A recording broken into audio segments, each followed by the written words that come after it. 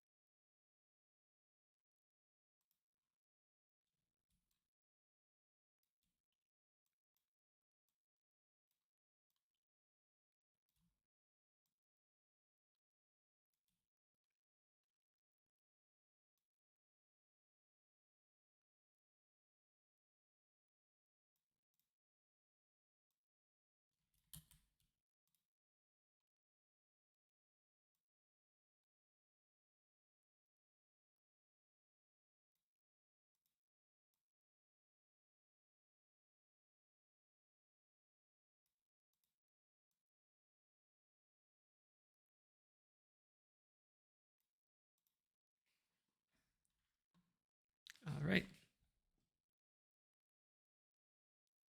So we actually have a few of these done already.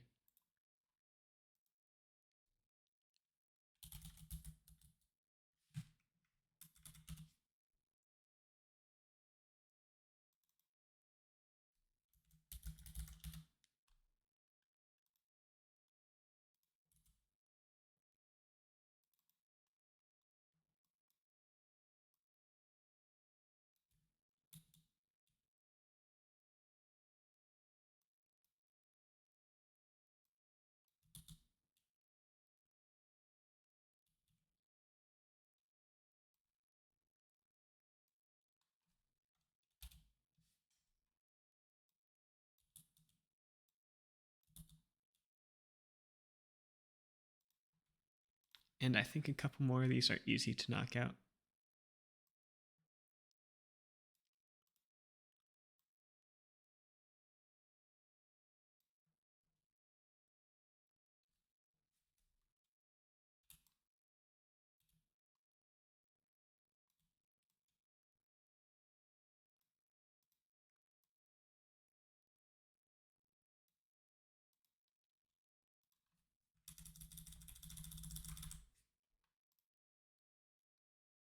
You can tell I'm learning Twitch and Go at the same time.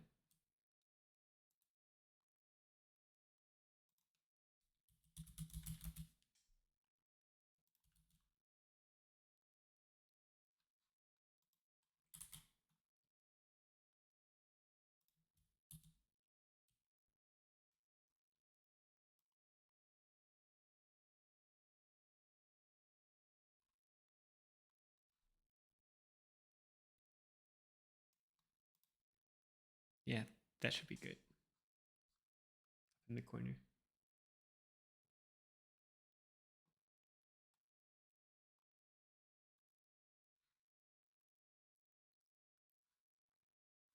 All right, so the first thing I think we can really easily knock out is the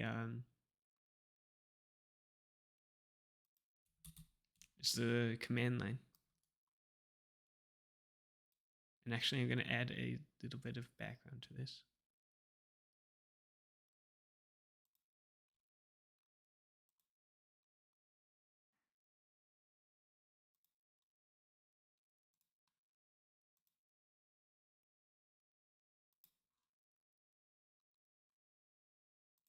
Let's see.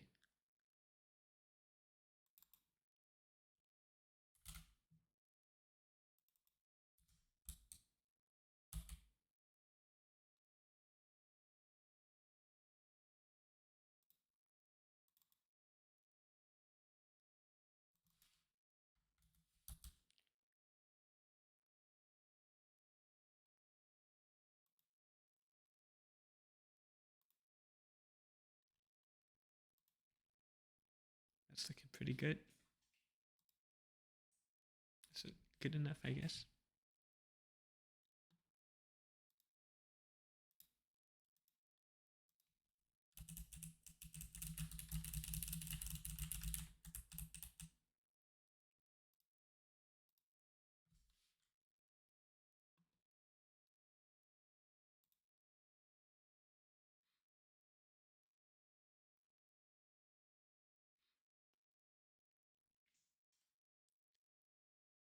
I hope you're enjoying the background as well.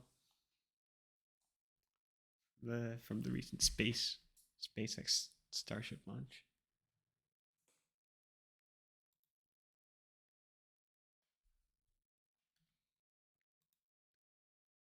All right, so let's try looking at the command line.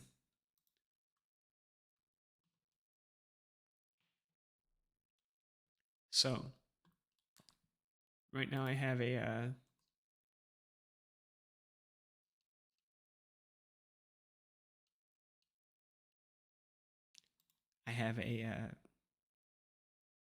check to see if it's within the last week. I just want to see if it's within a certain time frame, and we could, using a command line argument, we can customize this time frame. So it's within.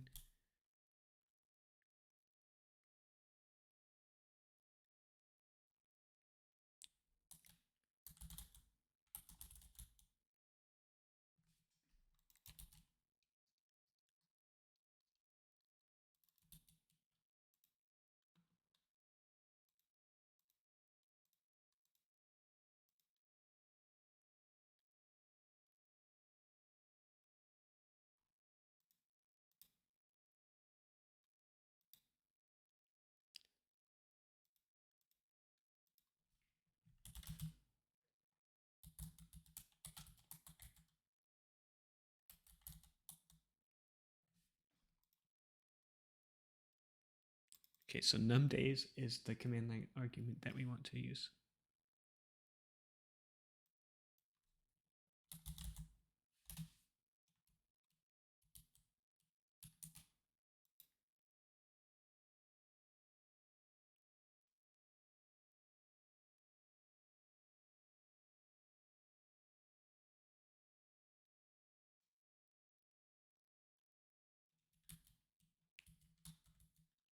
think I just want it to be num days.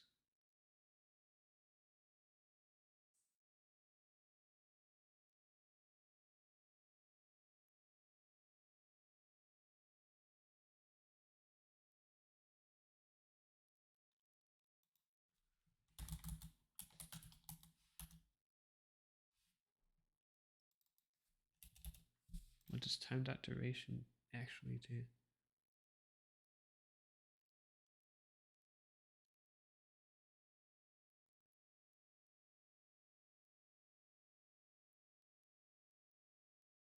No, there's no way that this knows that the number I'm putting into duration is a it thinks it's 7 nanoseconds. So yeah, that's not.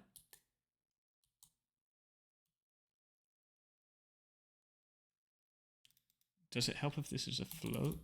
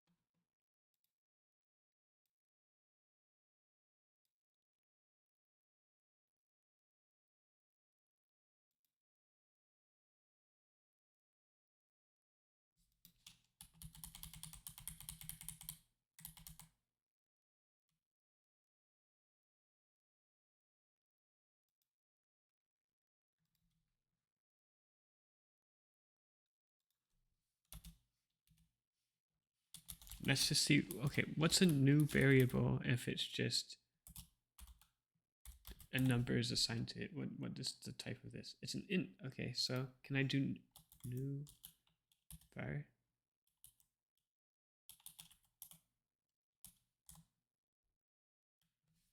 I can. So can I just do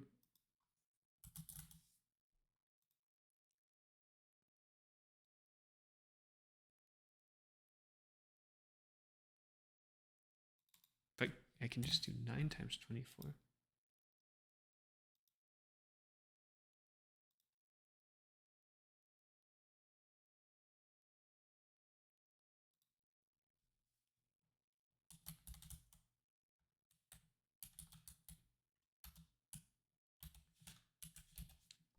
Maybe I cast this all into time.duration.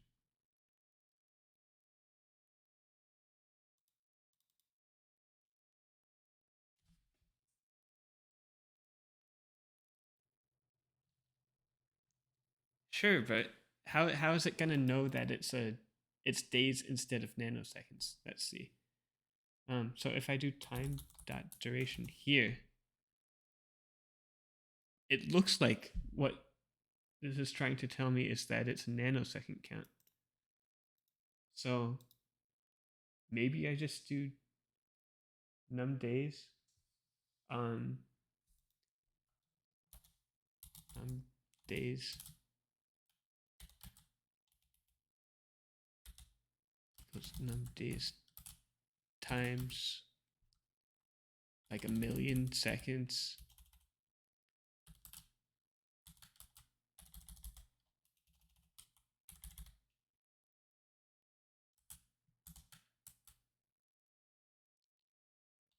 Nanoseconds are billions of seconds though. So times that times 60 to equal a minute times 60 to equal an hour times 24. And then I do time.duration num days.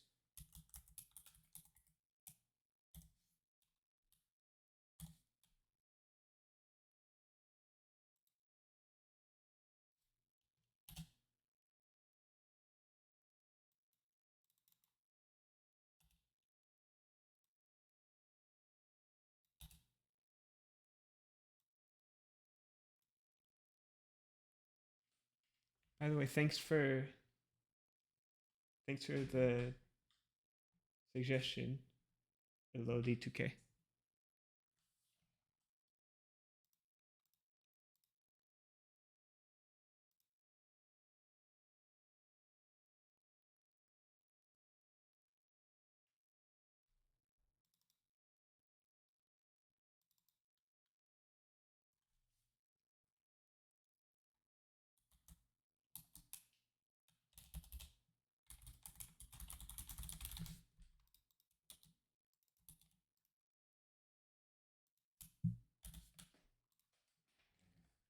And then bring this back to an int.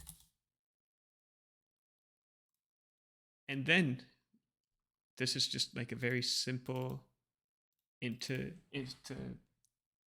supply as a command line argument. So let's see how we do that. Let's bring in the OS package. We already have it. Perfect. And we want the first argument, which is probably os.args1, because 0 is just the name of the program, it looks like.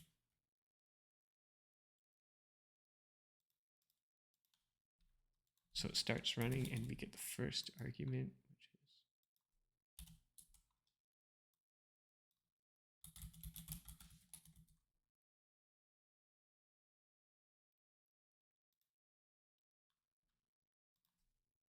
and we want to cast this to an int.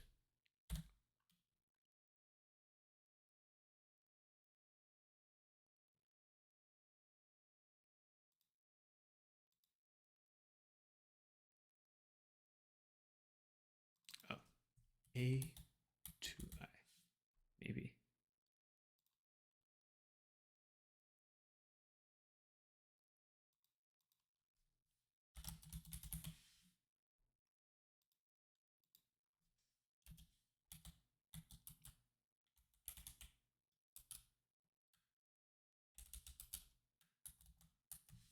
Is that how errors are work?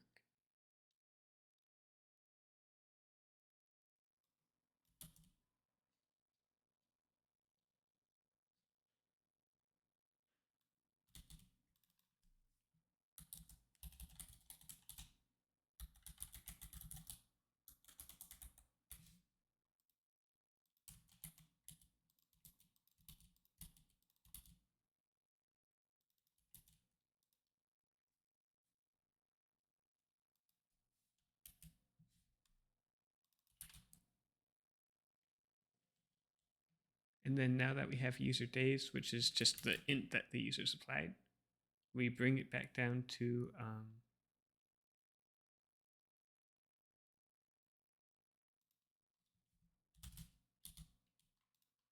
if it is within the time frame. Cool.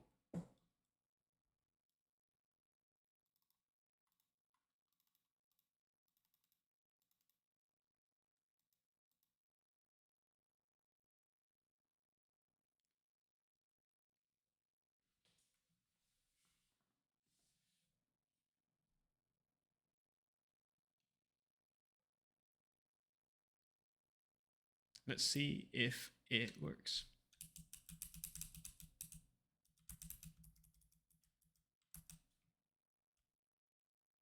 It should stop after maybe like 8 pages.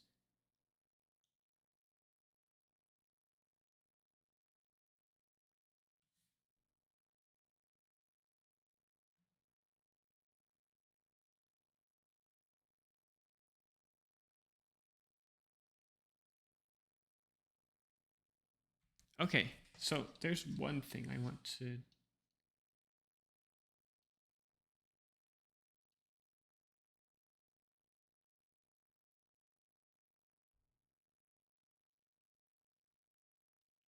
make sure of is that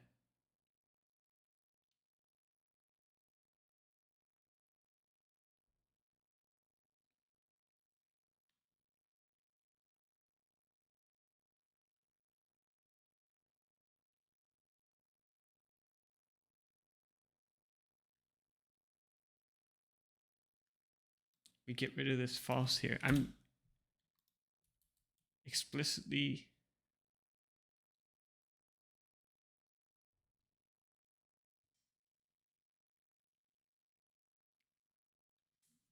trying to get the program to stop after a certain time. Let's call it 1 day. So we want to be very specific with our command line arguments. Here, for example,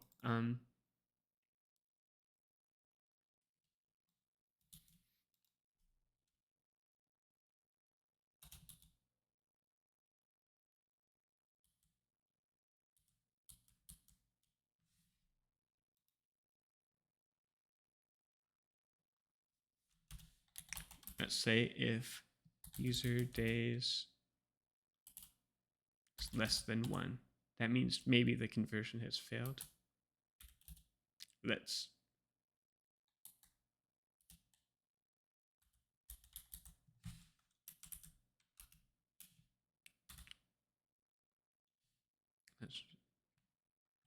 must supply at least 1 day.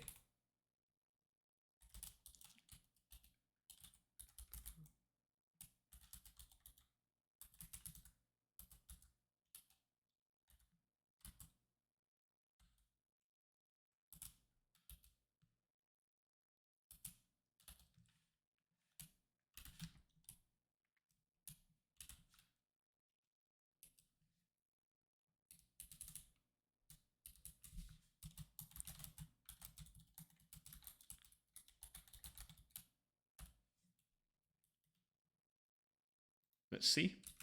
So theoretically, this should not work.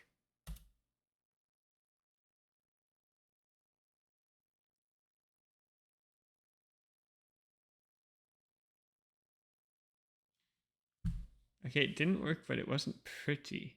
It wasn't pretty at all.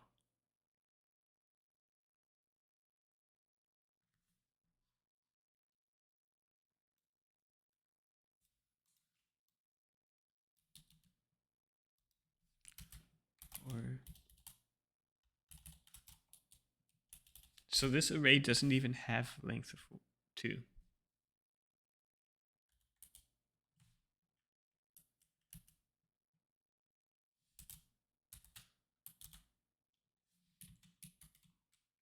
Let's see if that is a much prettier error, hopefully.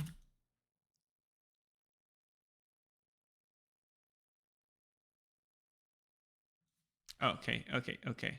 This should be before the user days check. We don't want to check user days unless we know it exists. So this or should, if this is false, it shouldn't even check the right-handmost statement. Let's make sure of that.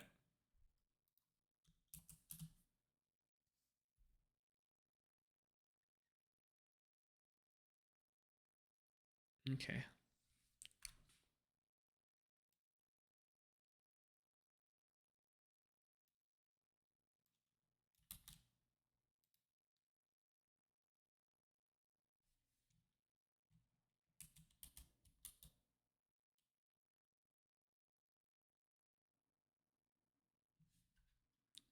Let's actually break this program. Break, or I guess return. Just return.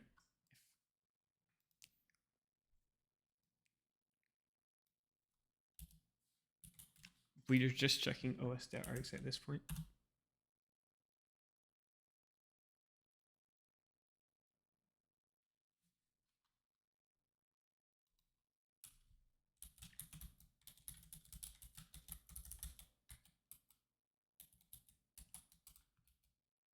I wonder if we could supply a specific exit code.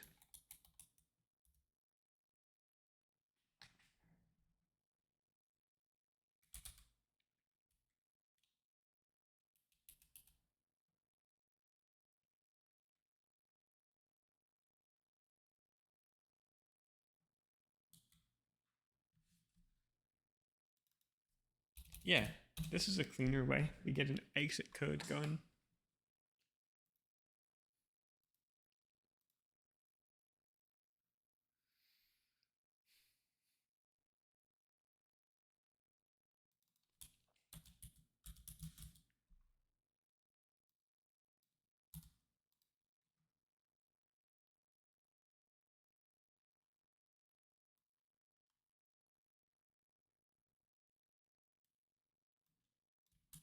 It's also, what's the exit for here?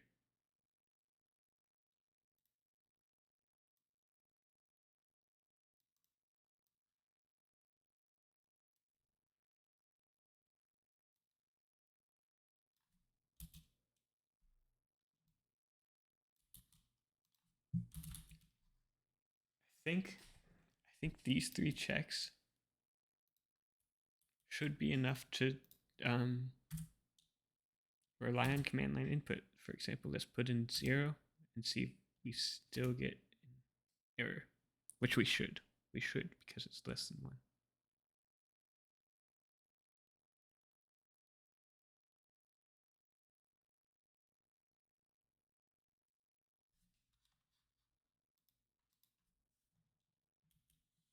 Maybe we do need to return for all of these.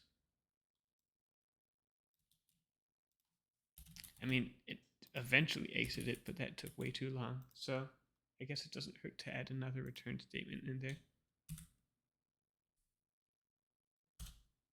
And now I just want to do it with 1 day, and I think we'll get a small series of articles. Yeah, okay. The check to see here is whether whether the most recent article is from the day before today. Is it? Yeah, March 17th. So if we do 2 or more days, then we should get many more articles. Let's try it with 2.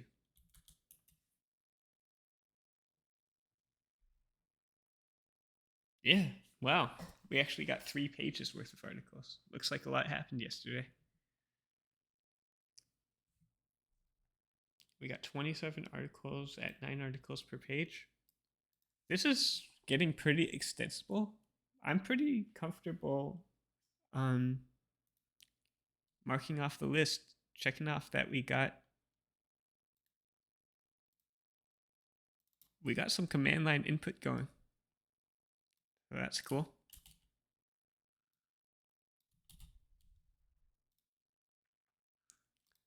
Now we want to do a little bit of combination with file system and HTTP. That's the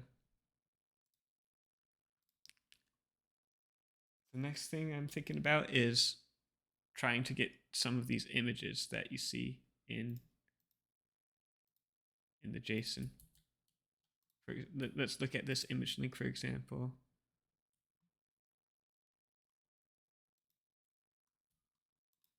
Let's open this up.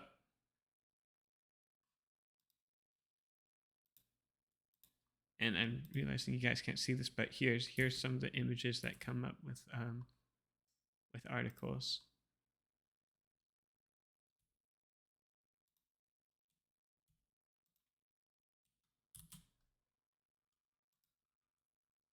This type of stuff. So for now, I think just getting the images all set up would be good enough. So let's see. We're done with command line input. Let's see about just HTTP and file system stuff.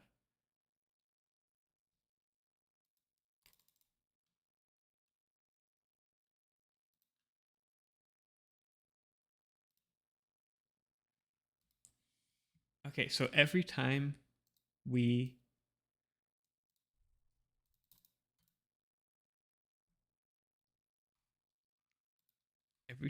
get an article, we get the following information.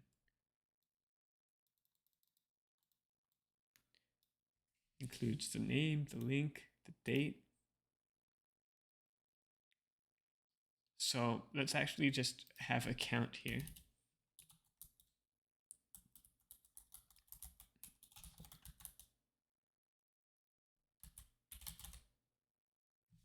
And the only reason I'm doing this count is to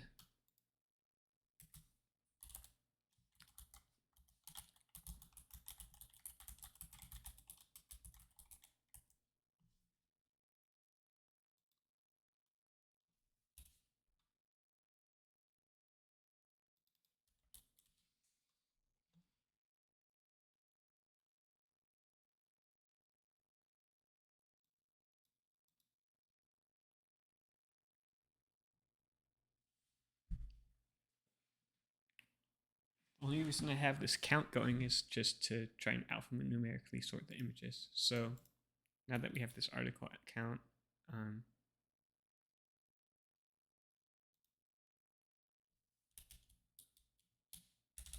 does plus plus work and go? Looks like it does. So what we want to do is get an image. Our image link is a URL. So let's HTTP get that.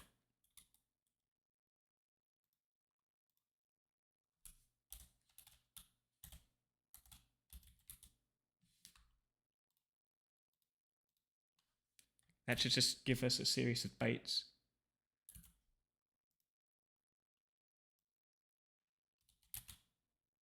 And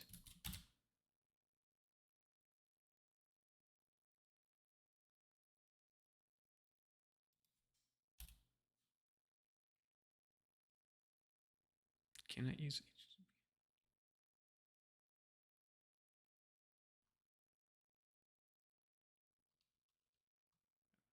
Why isn't Connie letting us get it?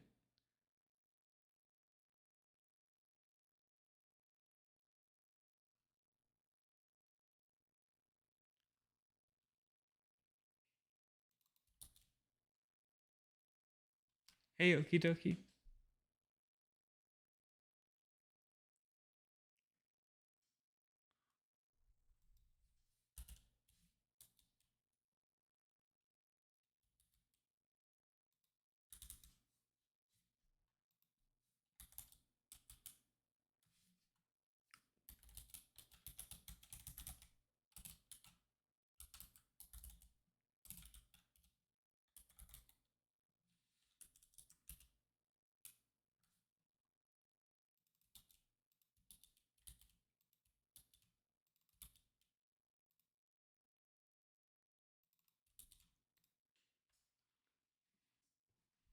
Only thing left to do is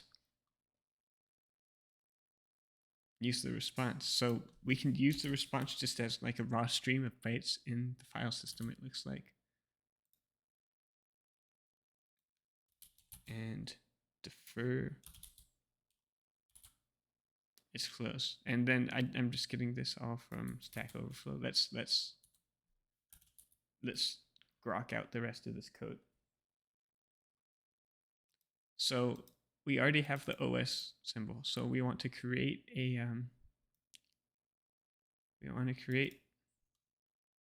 path for it in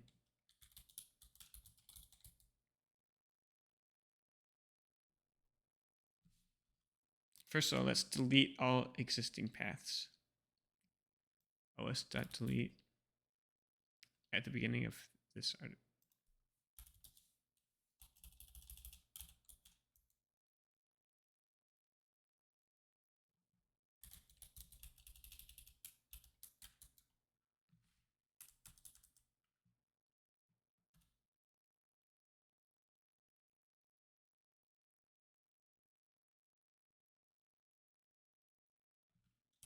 Okay, so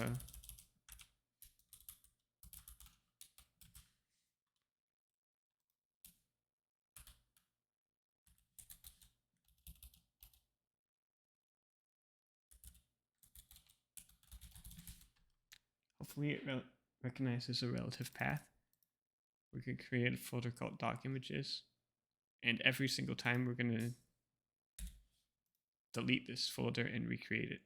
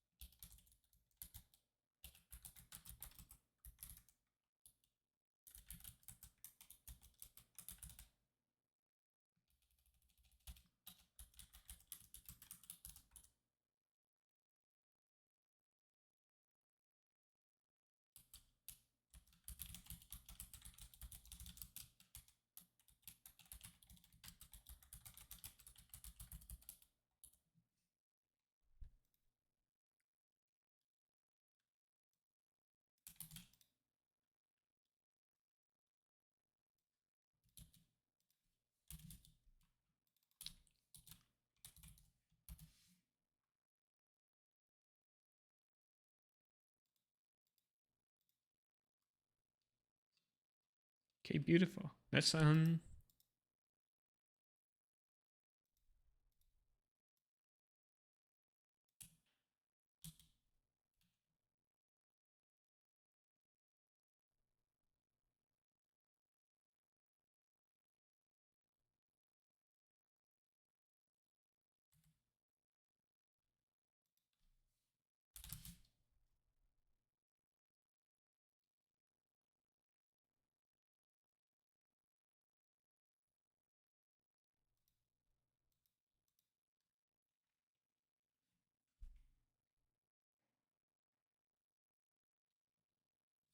start this at like 10,000. There's no way we're going to be looking at any more than 10,000 articles. And this just guarantees that there's going to be a 1 in one place, and then this number will be alphanumeric. There's easier ways, but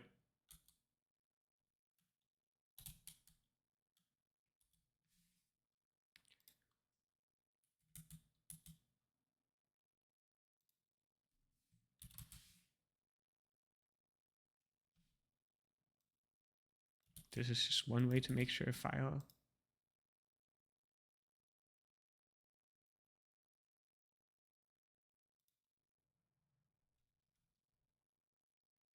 our files will be sorted.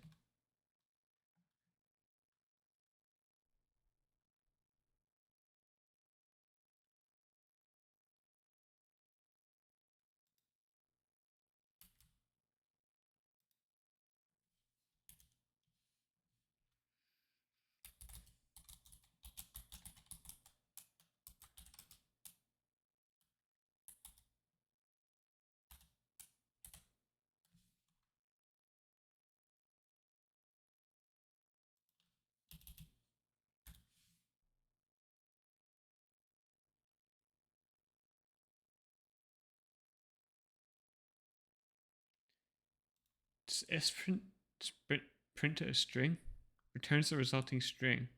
Nice. Okay. Perfect. So we actually want this to be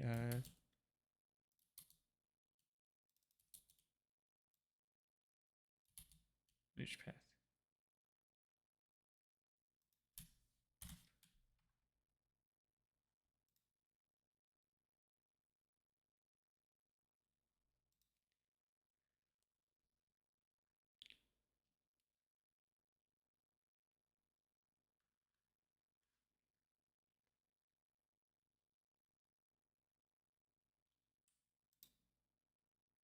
we want to import the IO compiler. Let's see, the IO package, I mean.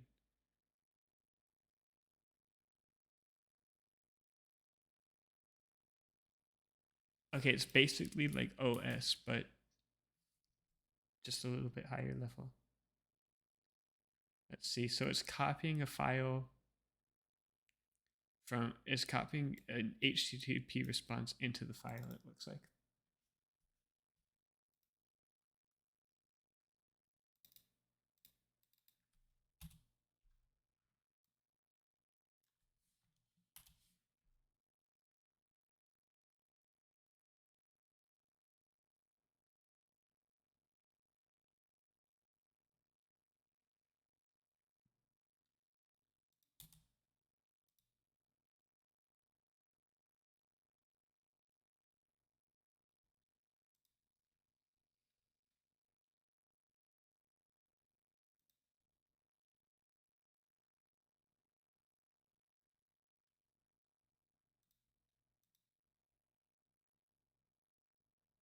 And our file is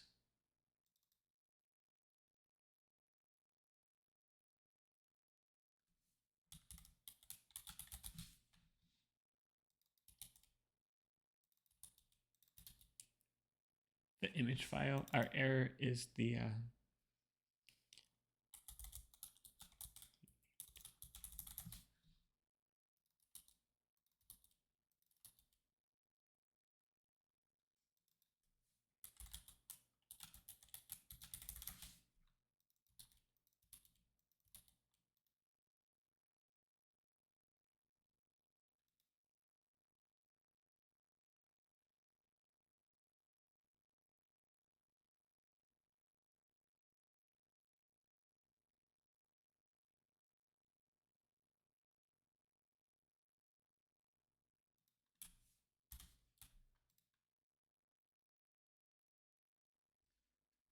okay.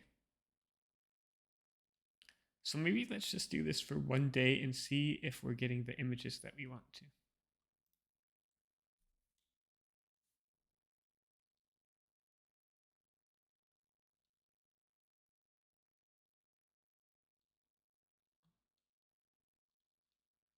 First of all, let's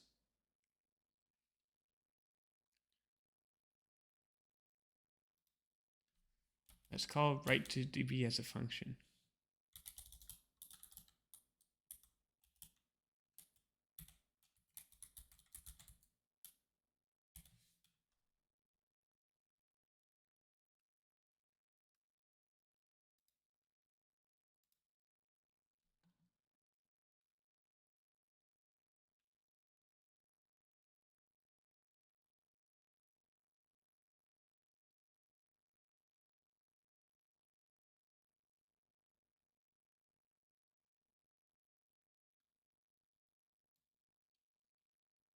I think all of this can go into write to DB.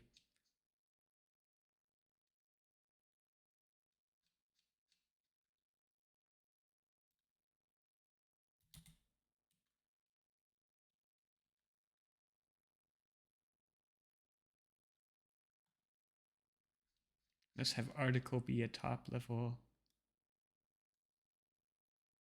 thing. Not just in the main function, but everywhere.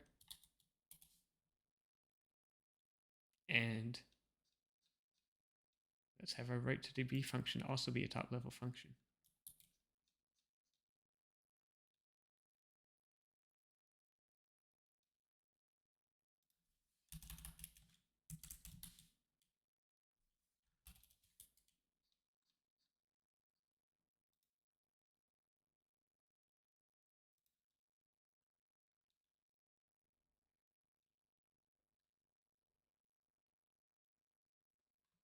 Now, just copy and run for one day. Should be very quick process to get all these images. Okay. Ha. The directory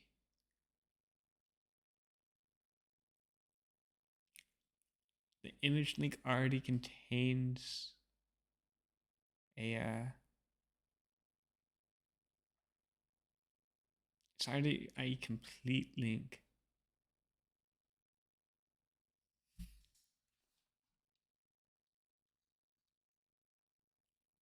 So one thing I noticed is we can article count increment after the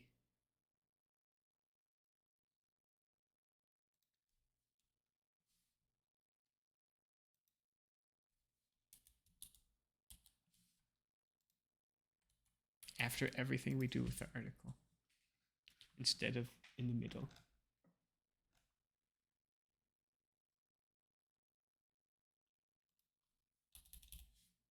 Another thing is maybe we don't use the image link as the string name for this. We use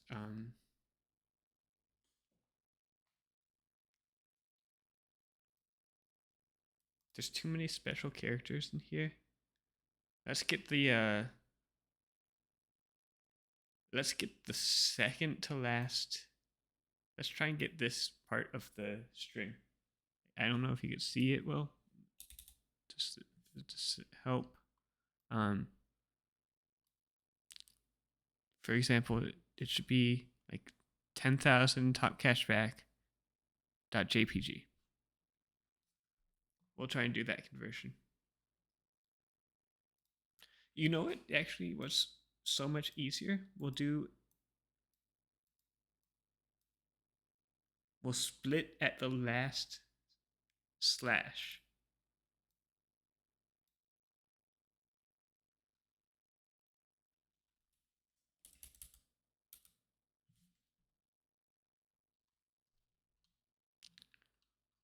So we've split before. We split by getting comment count. We do it by calling strings.split on a and this is the string, and we split on the backslash, and then we get, if we get -1 here, then that should be the last element of the array.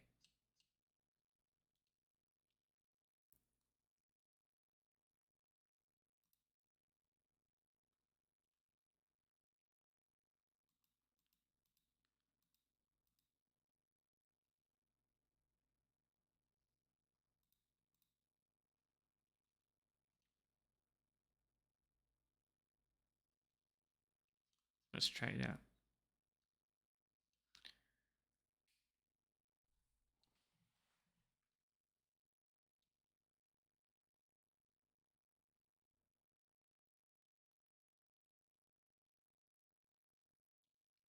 First of all, let's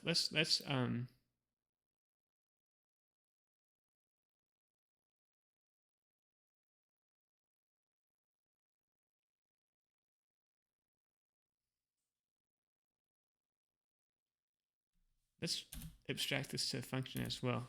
Get vertical from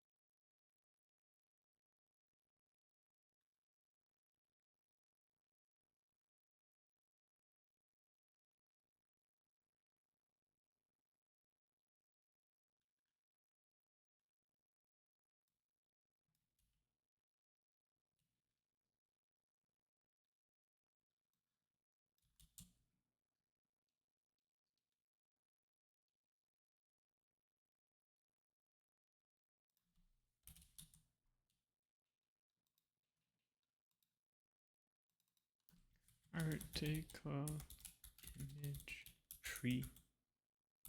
That's probably a better name for this variable.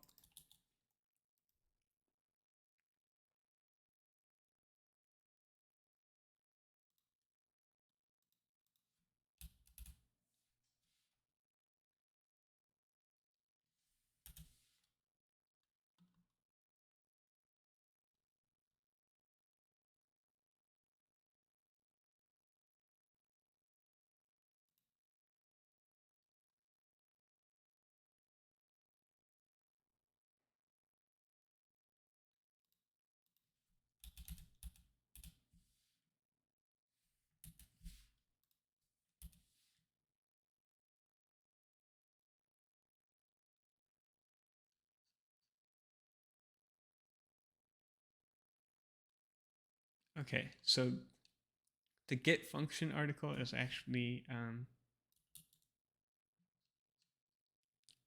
it's actually very easy to implement. Just article equals and return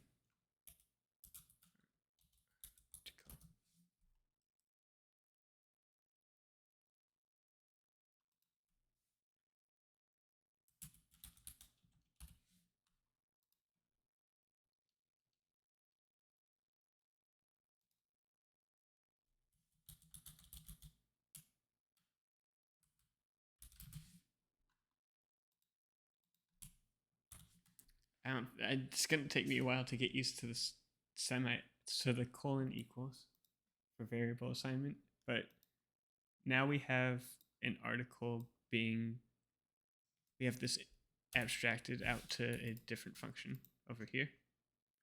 And now we just need to save the article image with the image link.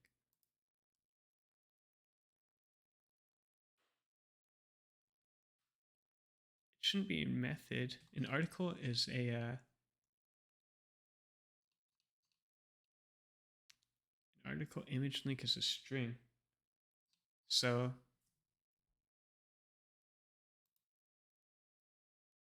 I wonder if we just cast it to a string.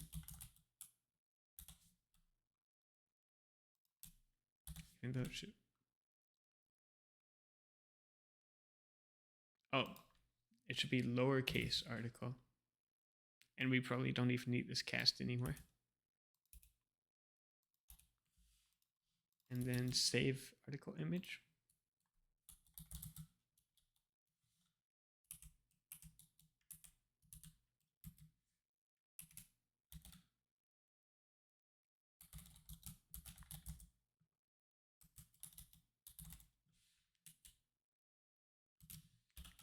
Returns nothing, and it should do all of this.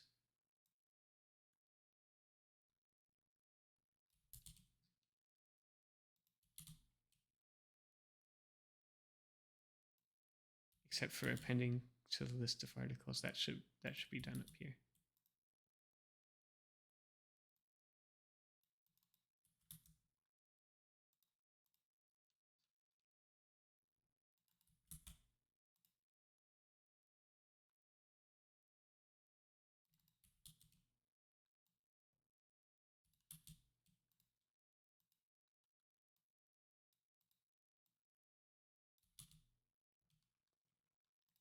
And then now we just want to get we want to get everything after the last backslash. So I think we just do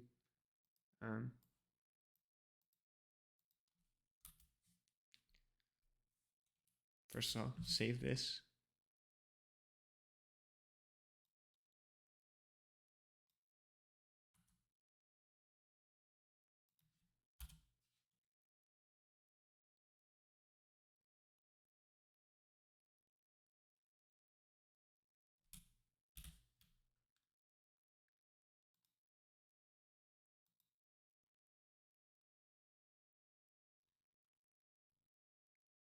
Okay, I think we just do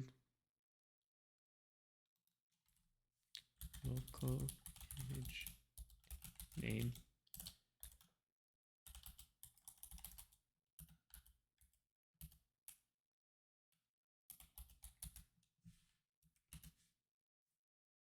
And we just want everything after the last backslash. So do we just put backslash here? Let's see. I mean /. And get -1. How do we get the last element? Can we reverse this?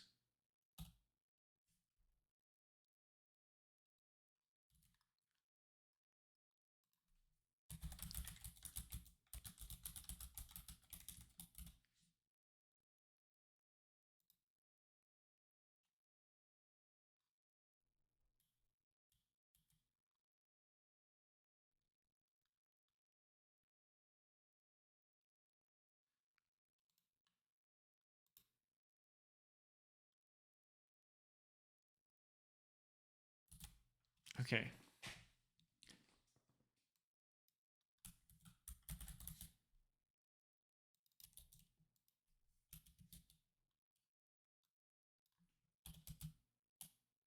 Turns out we have to instantiate the string array and then get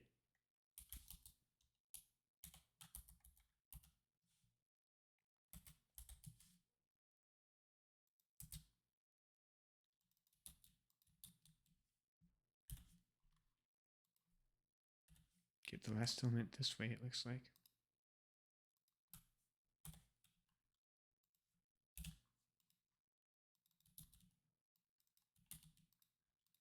Let's see how these image names turn out. Let's see. Theoretically, what we're hoping for is a doc images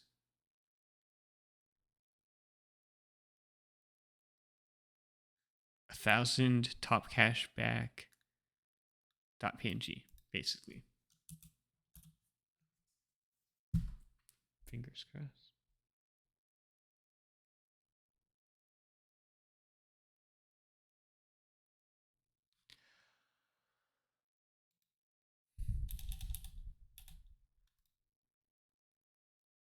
Okay, we don't need our own image extension. Does the doc image folder even get created?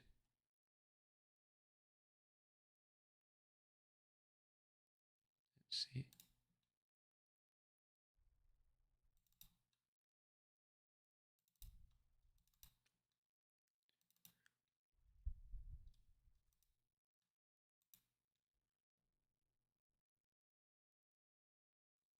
We want to create this image path.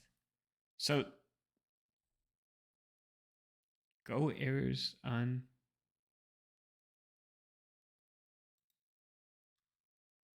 the opening of this file.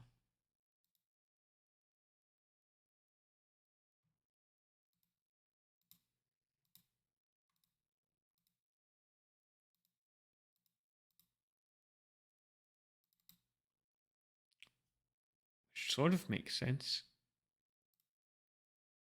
because it doesn't exist yet. That's why we want to create it.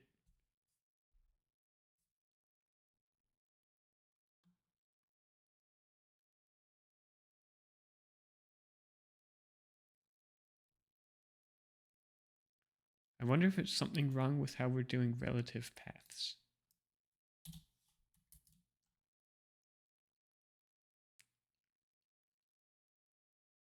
Let's get rid of the dots on everything.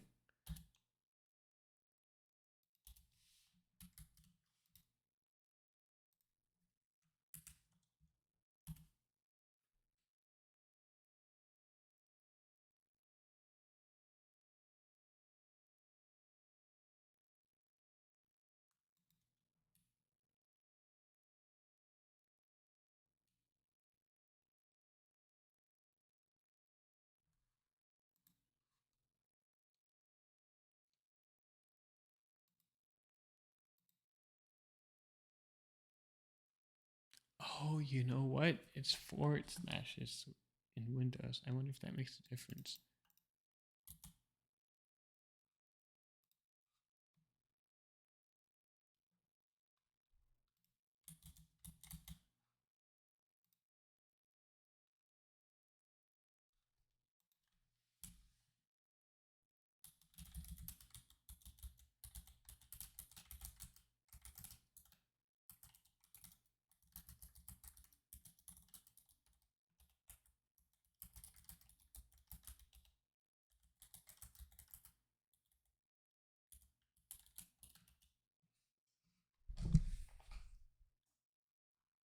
Okay, should not have to think this hard for an answer for a simple question.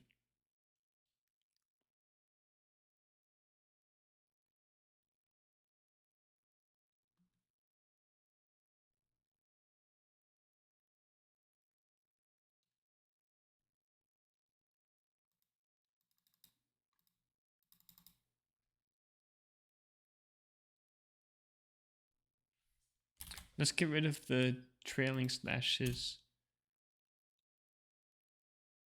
everywhere, actually.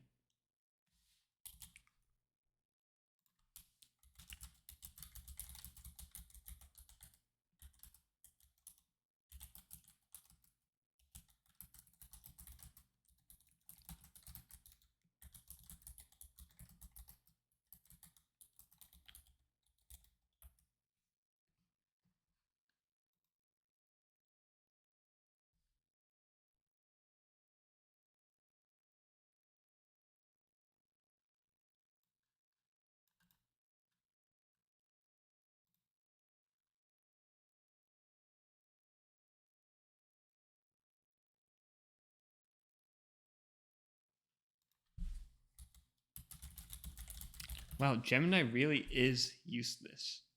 Like, it doesn't have the context of the previous question. What did they do to neuter it so much? I want to create a file. Perfect. And then I'm using Windows. Now it completely forgot the context of Go, which I know it must have a context window big enough. People were bragging about how big the context window was. So why can't it follow a thread of like a single reply to a prompt?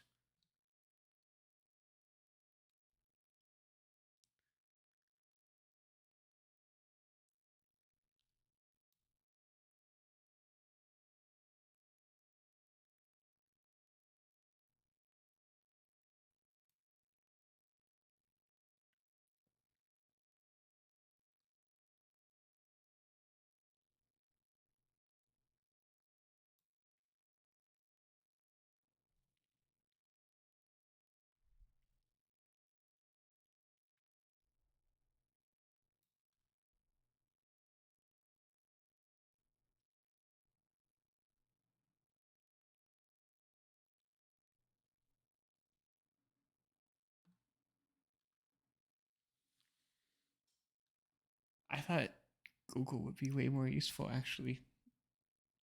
It's telling me to write bad code. It's telling me to hard code the file path so that others can't use it.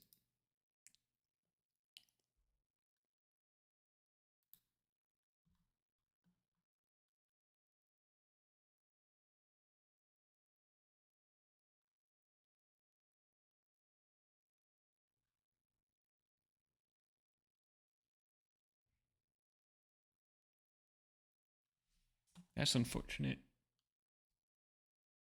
I basically learned nothing from that.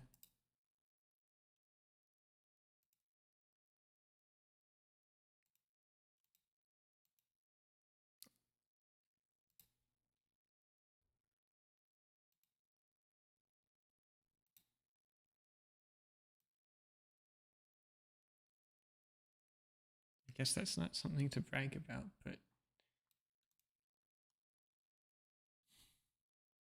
we have the correct local image name and we have the correct, like this is the file we want to create. It's just about a matter of creating it. Theoretically, we haven't run this yet. Maybe without the trailing slashes, something will change.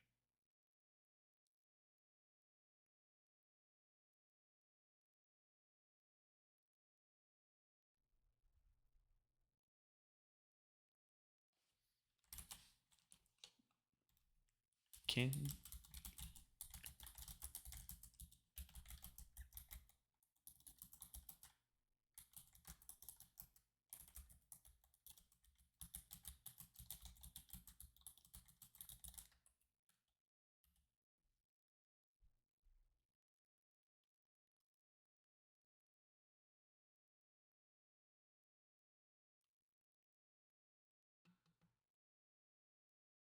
Okay, so this is useful. We want to get our present working directory and join it with the rest of the, I guess it just doesn't support relative file paths. So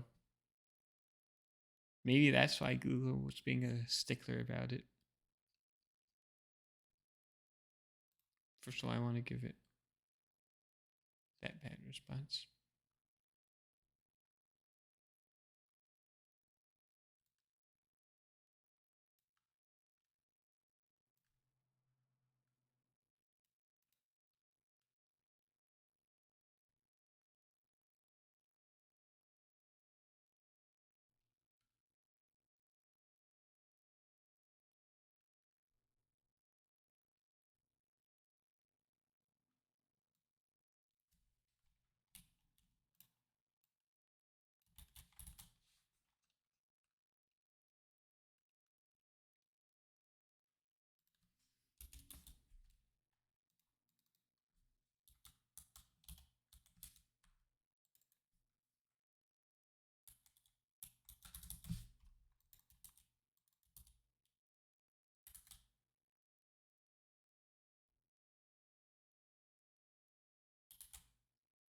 I realized you guys didn't see Gemini while I was ranting at Gemini. Let's just do like a quick overview. I asked it to create a file in Go, and it gave me the basic commands, but those were the commands that weren't working, so I said I'm using Windows. Look, it just completely forgot the context of that we're in a Go environment, so it acts like we're using graphical navigation or the command prompt. This is just the prompt. In the first prompt, I explicitly said Golang. Anyways, all right, back to the code.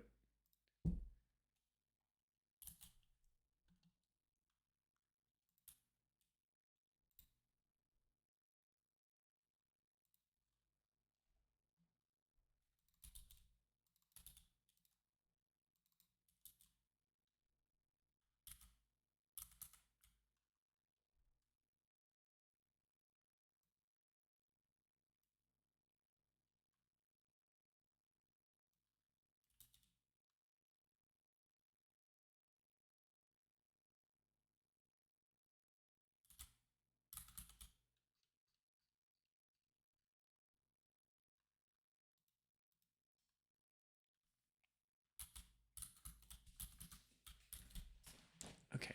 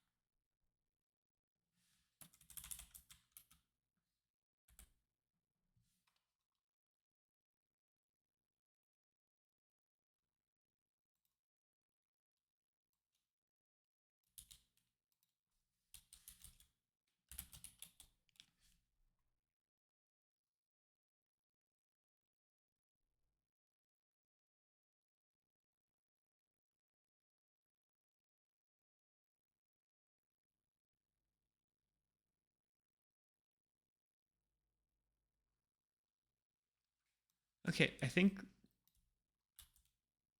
all of our file path woes will be forgotten if we just join everything with the current working directory. So let's try that out.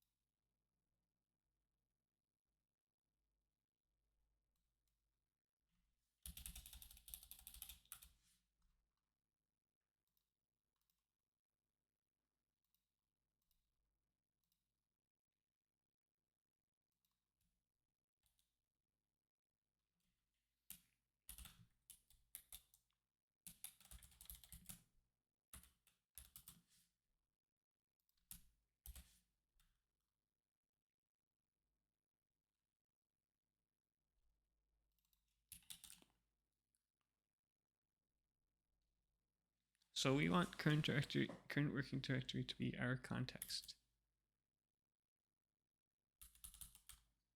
Let's see.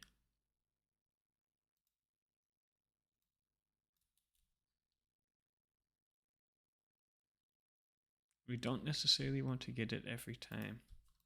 So we could just do COD. What is this, a string?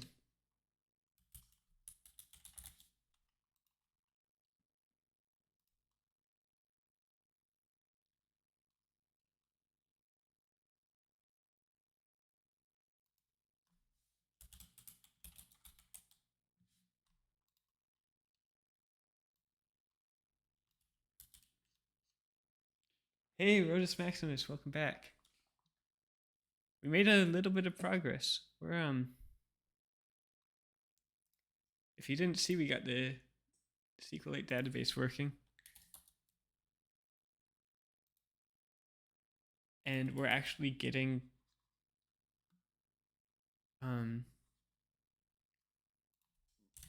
we're producing a custom number of days for command line argument, and we're just about to get image manipulation working.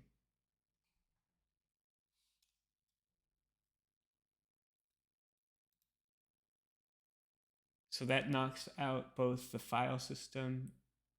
This sort of knocks out the file system as well.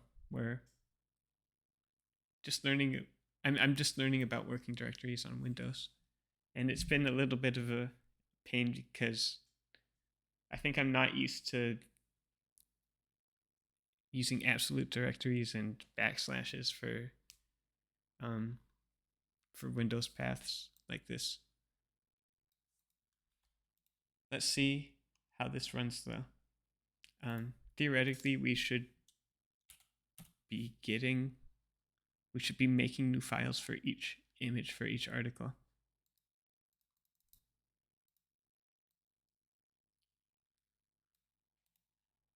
The system can't find the path specified, which is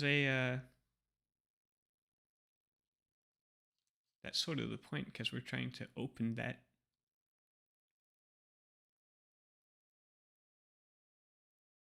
We're trying to create that path.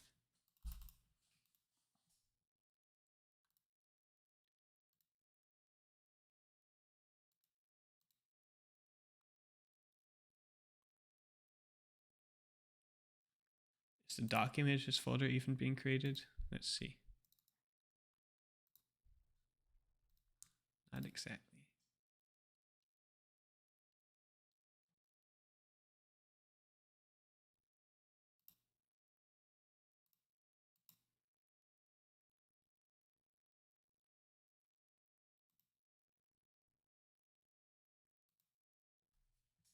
Let's see if this logs an error actually.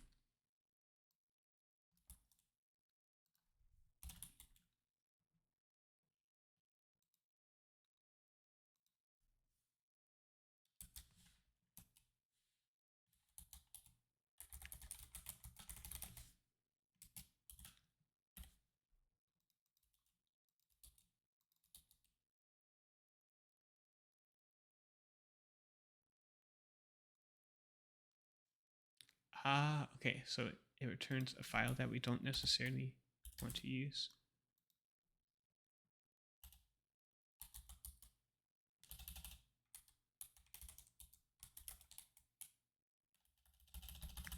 But we maybe just want to close.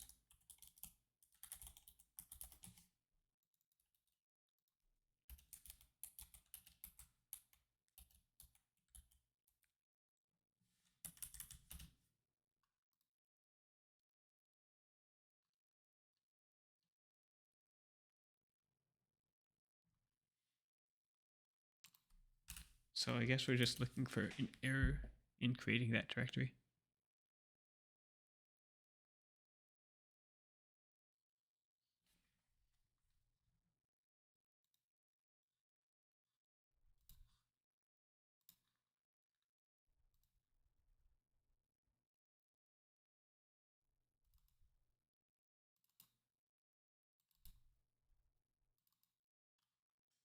Let's keep that open just so that we can check if the doc images folder ever does create it.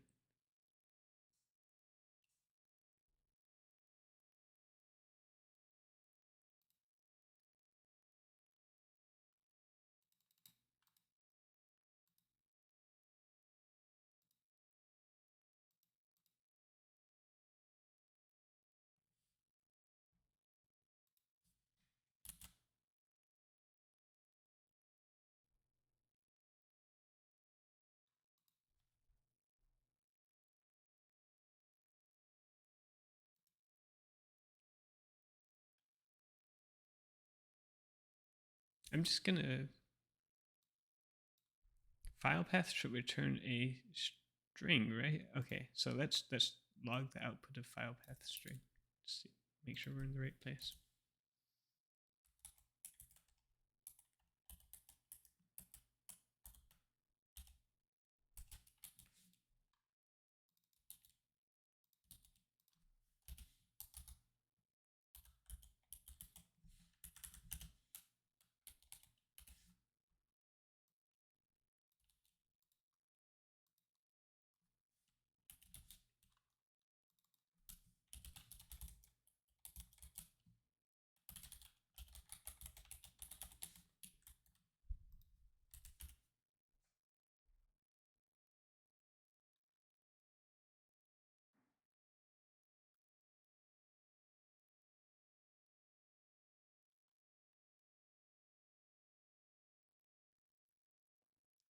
And also let's make sure we're airing out at the part we need to. For now, just using print debugging, I guess.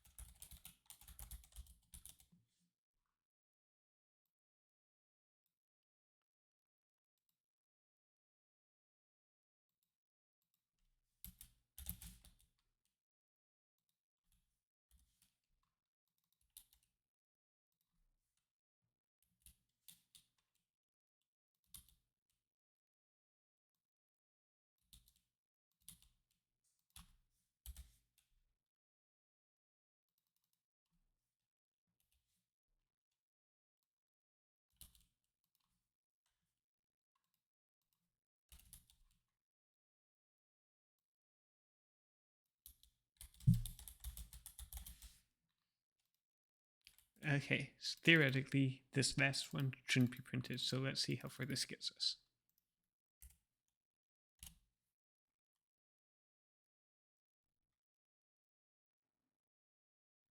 Okay, that subverted my expectations. We actually got past the creation of the file.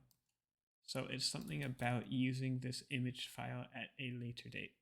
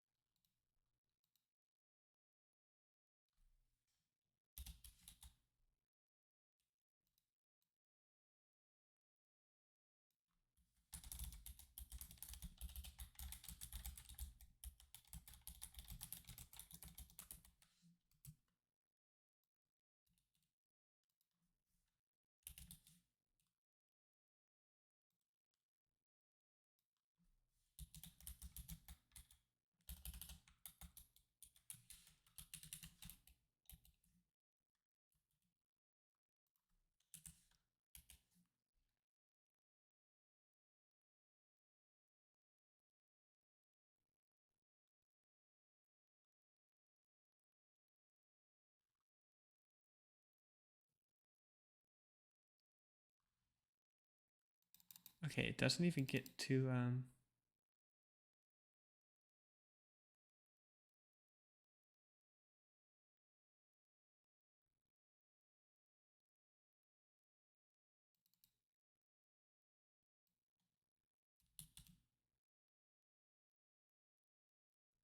so this is,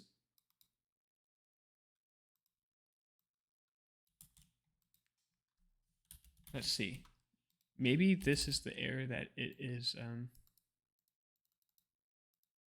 logging 165. If so, then we shouldn't get the print statement created in the file. We are actually coming across the file create error. Let's run it one more time.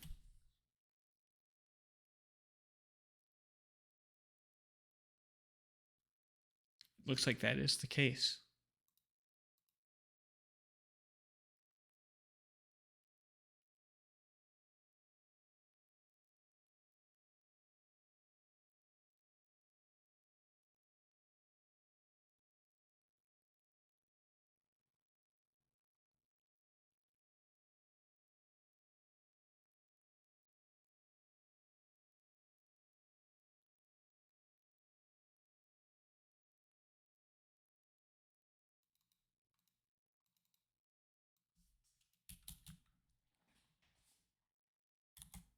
So in this case, OS create doesn't look like it's creating anything for us. So let's see.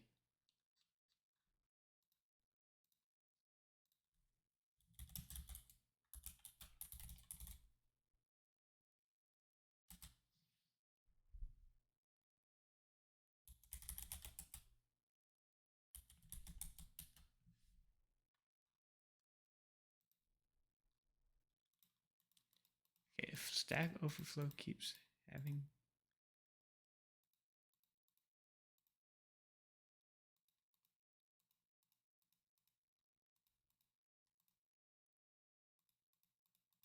you know what?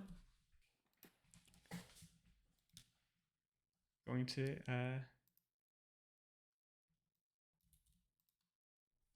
try somewhere else.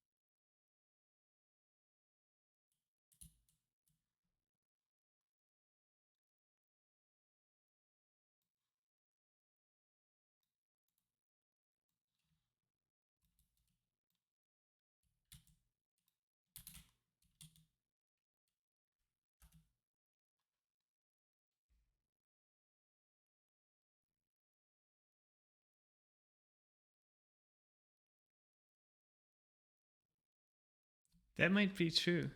I didn't realize if there was a I didn't know if there was a different create function for folders and files, but yeah. So I might have to reevaluate creating a subfolder. Let's see, os.create. Is there like a make directory? Yeah. Okay, make directory.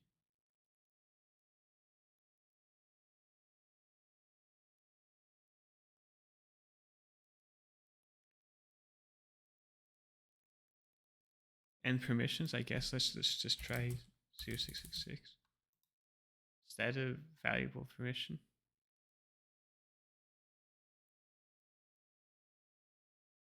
And it just is an error. That's actually way more promising.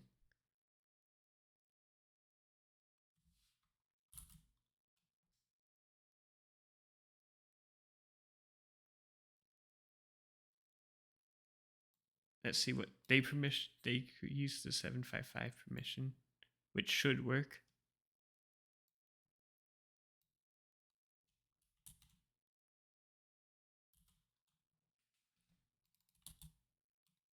Everything else is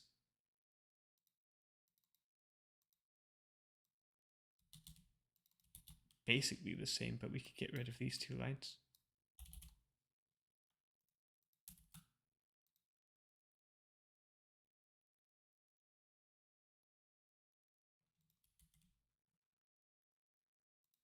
That might be it. Yeah. Because let's see the function signature for create.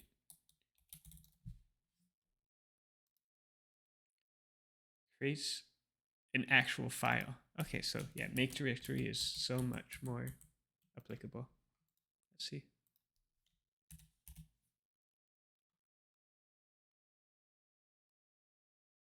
Whoa. That actually did work.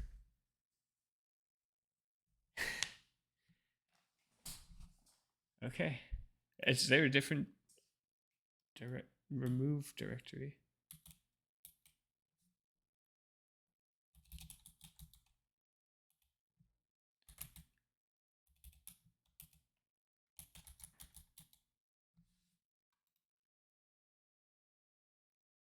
Yeah, okay, this should be fine. It removes everything in the Doctor of Credit folder. Moment of truth is that we should actually see a Doctor of Credit folder here, but it actually doesn't look like we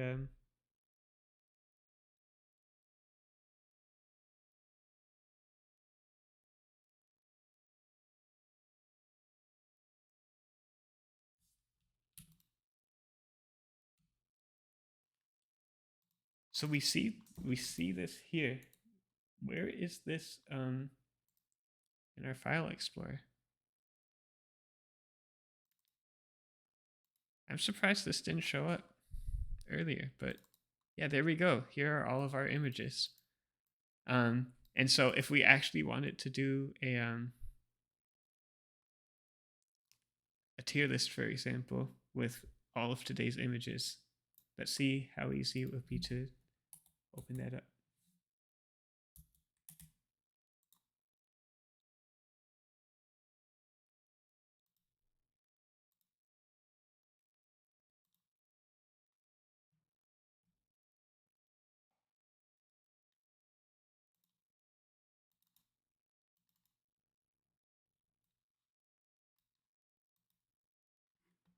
Is it in the same order?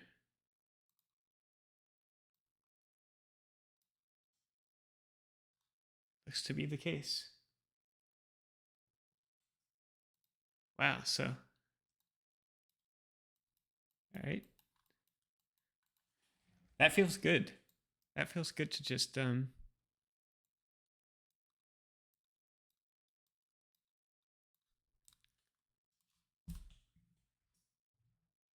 this going. Yeah, thanks for the sanity check there. So weird coming from programming languages where the create function could be the same or different depending on what language you use. So I guess that's part of what learning the language is about.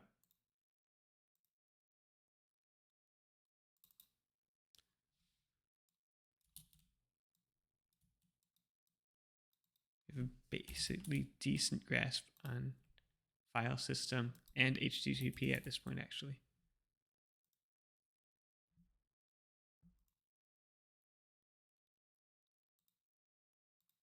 I'm not sure how useful this is, but I wanted to try.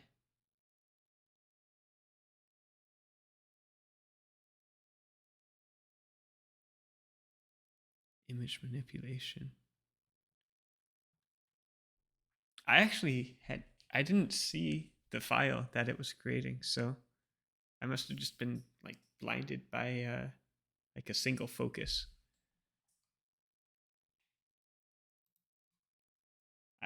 This is all that I saw. These two. But I wasn't even looking up here actually.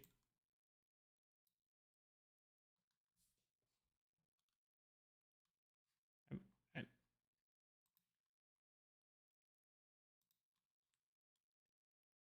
for some reason, I only saw this instead of what was up here in the IDE.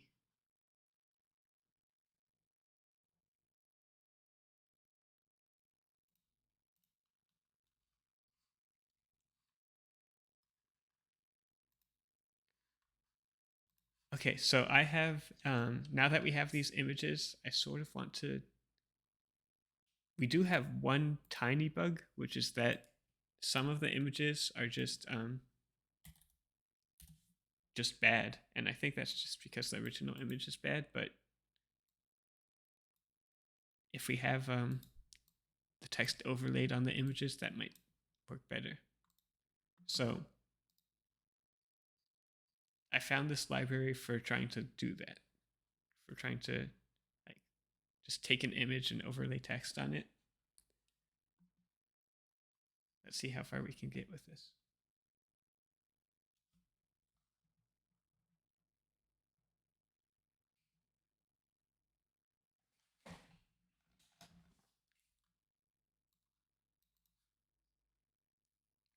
I'm still, yeah, I'm definitely not comfortable with like Windows file VS at this point. Like, first of all, Go doesn't seem to like relative paths, so I have to use absolute paths, and the absolute paths include the drive name at the beginning and backslashes. It's just like, it's just scary to me that you're at the drive level instead of being at like a single root.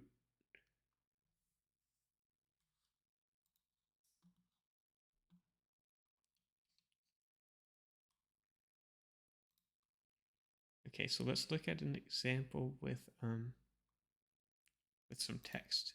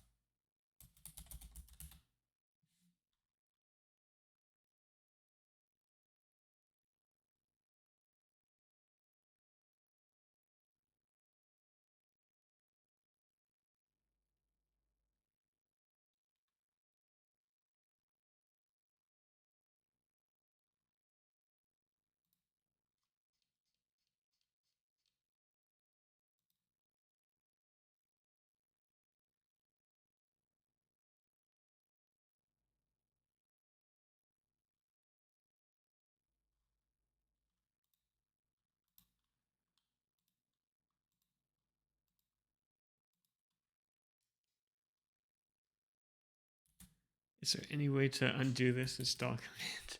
I'm just not happy that it just created an error for me. So,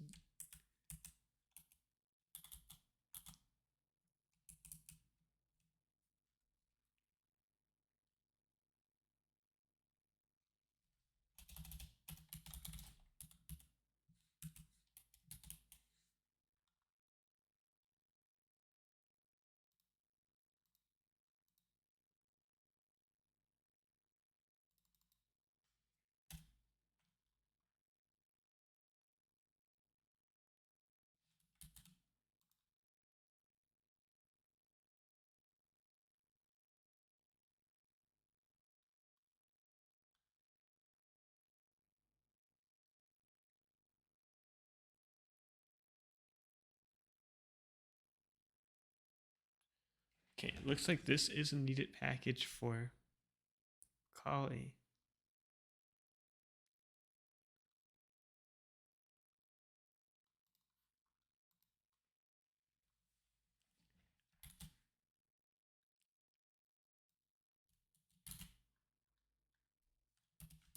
Let's just try working with it, I guess.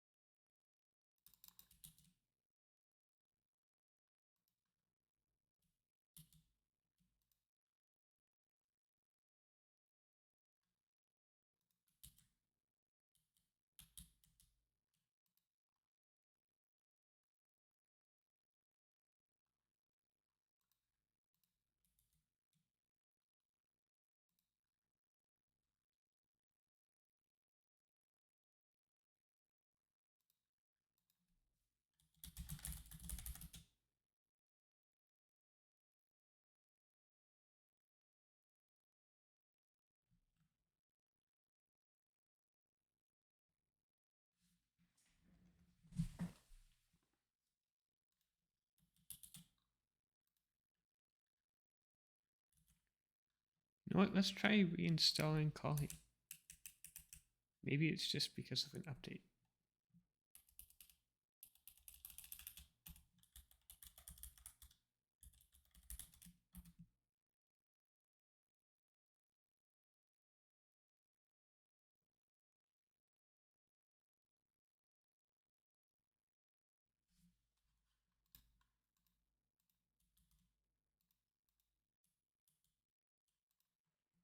That seemed to do the trick.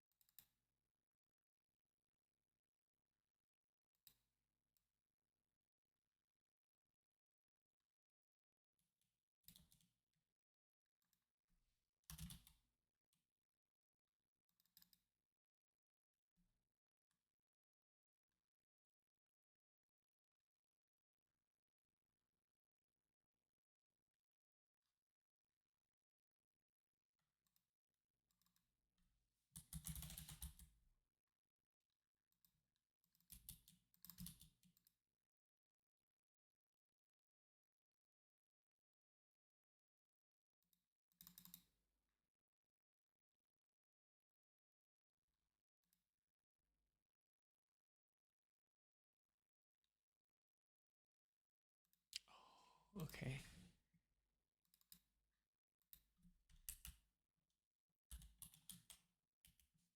We installed Kali v1, which is different from Kali v2.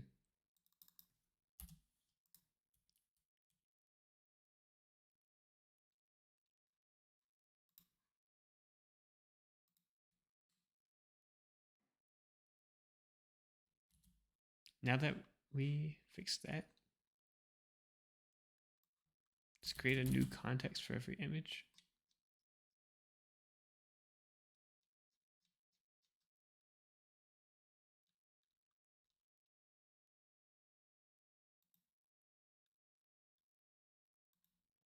Right after creating the image file.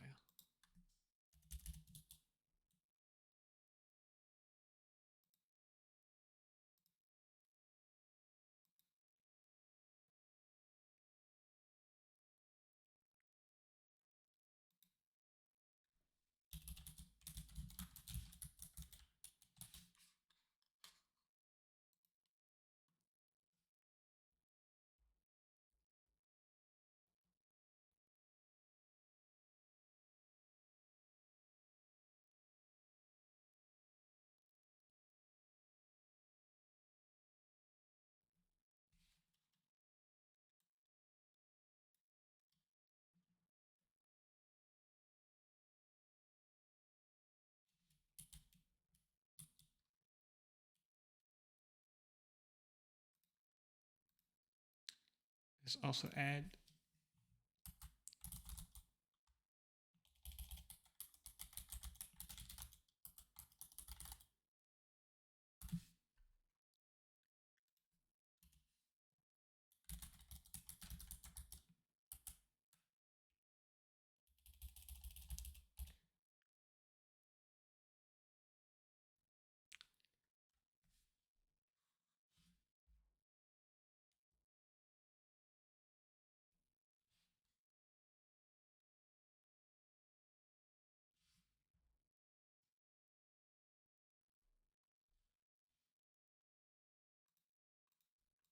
Okay, and just to get a sense of how this library works.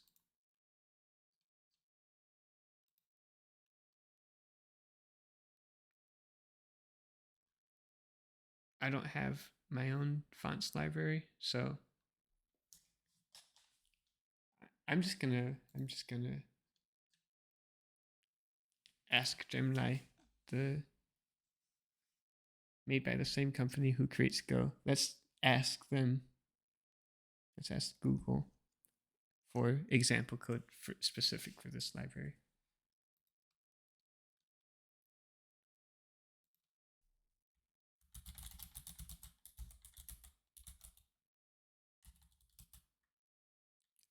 Package, if you will.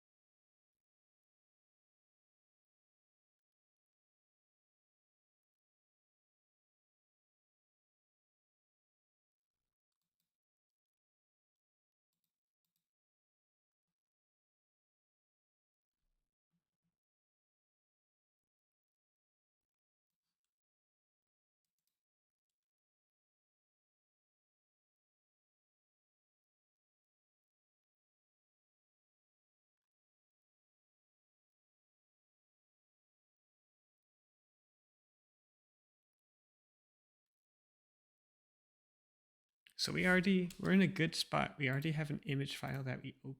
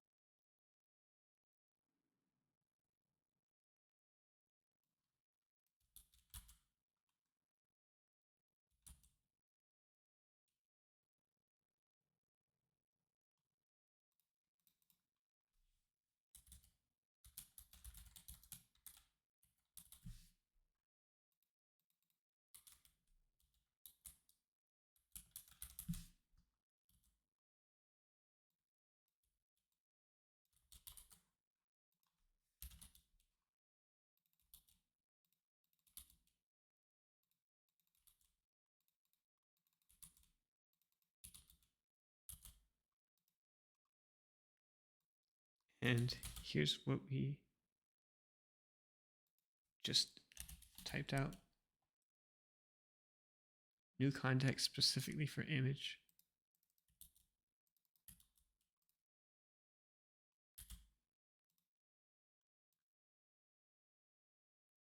It's nice that it's giving us a generic font instead of a font family.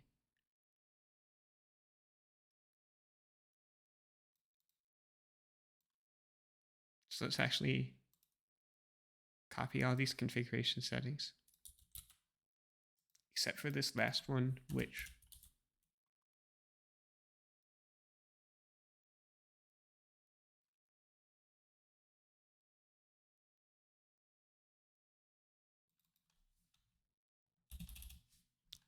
this text will actually be our article name.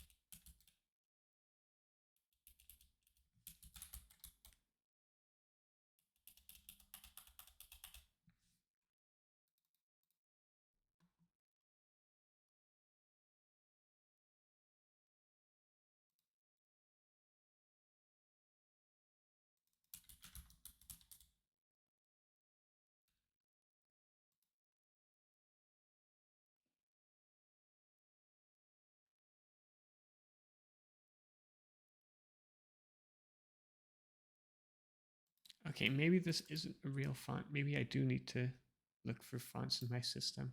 Let's see. Where would they be? Where were they in the example? Library, fonts, Arial.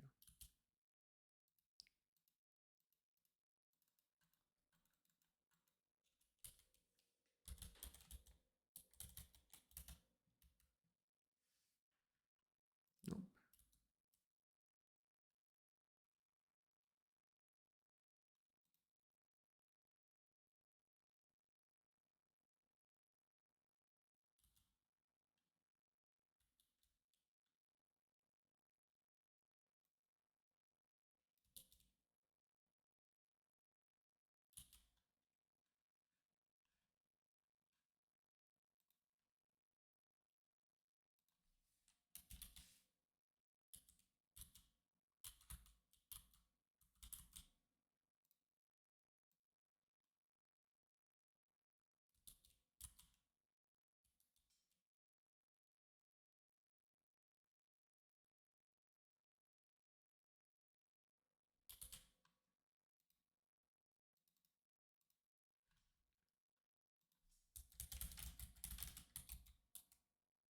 Windows fonts.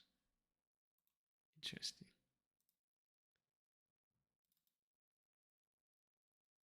That folder does indeed exist. Wow, I've never seen this before.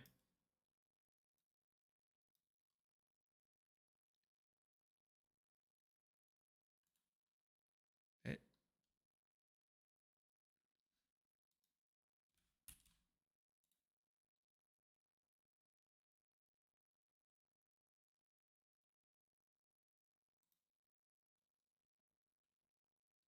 this is amazing. I didn't know Windows had this. You can just preview all the fonts here. Bold.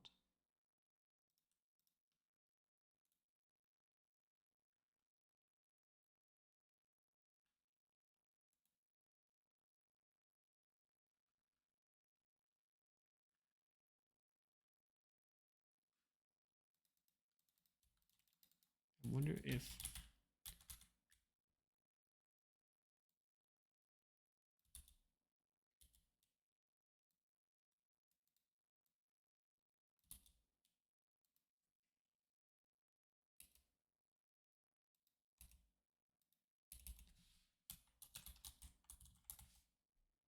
that will come up with anything. Hopefully.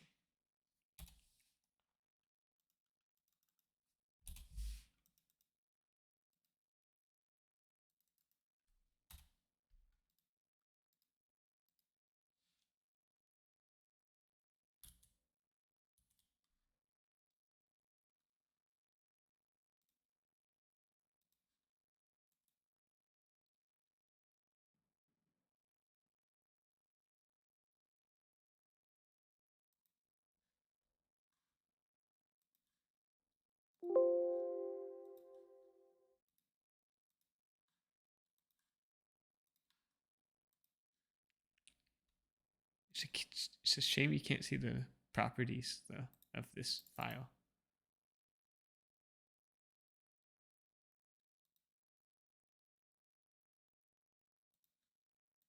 Maybe you can.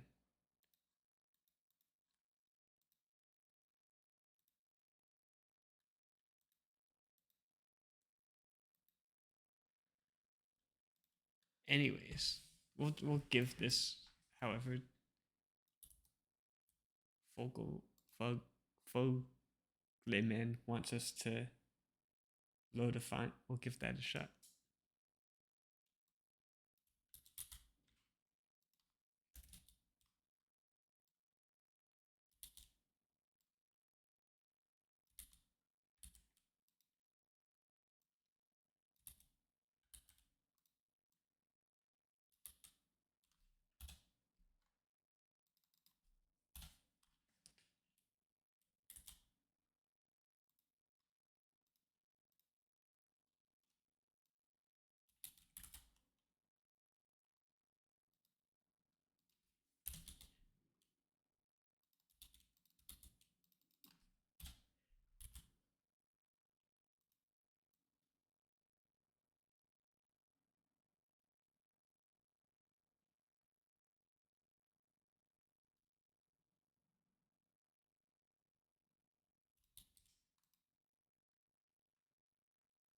And it looks like the rest of these are just file operations.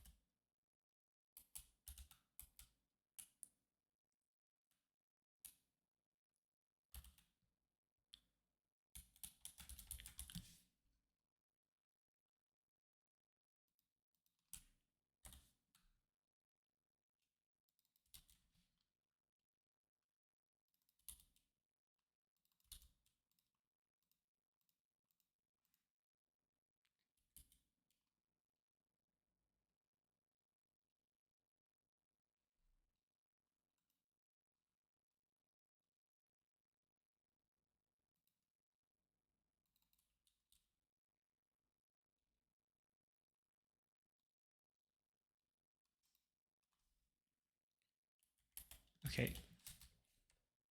So we added an article name to this image creator.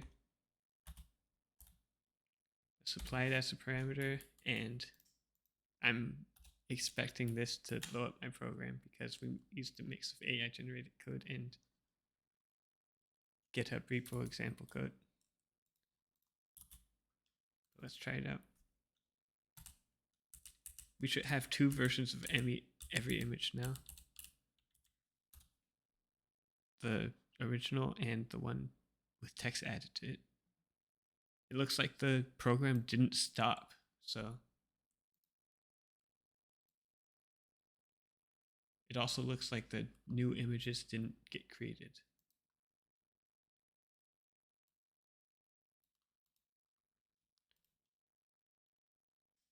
So let's see what's going on.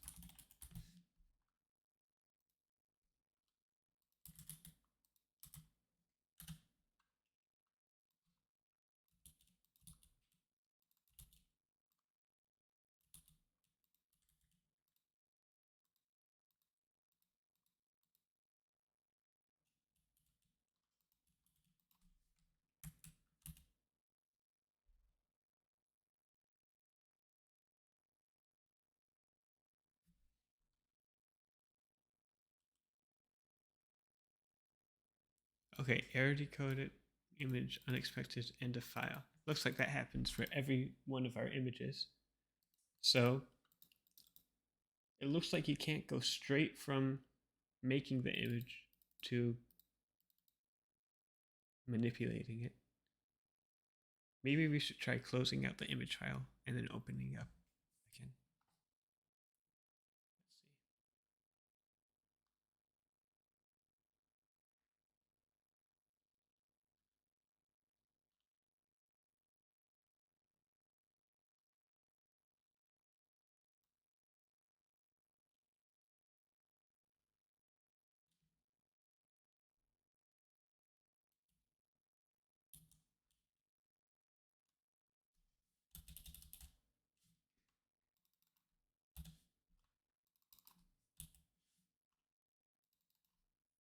Let's actually make a completely new function for this.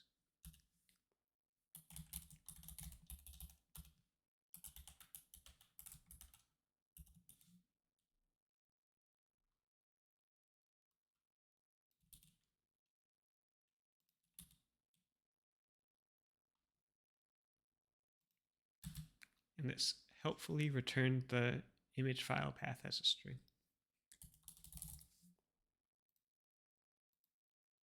from this original function.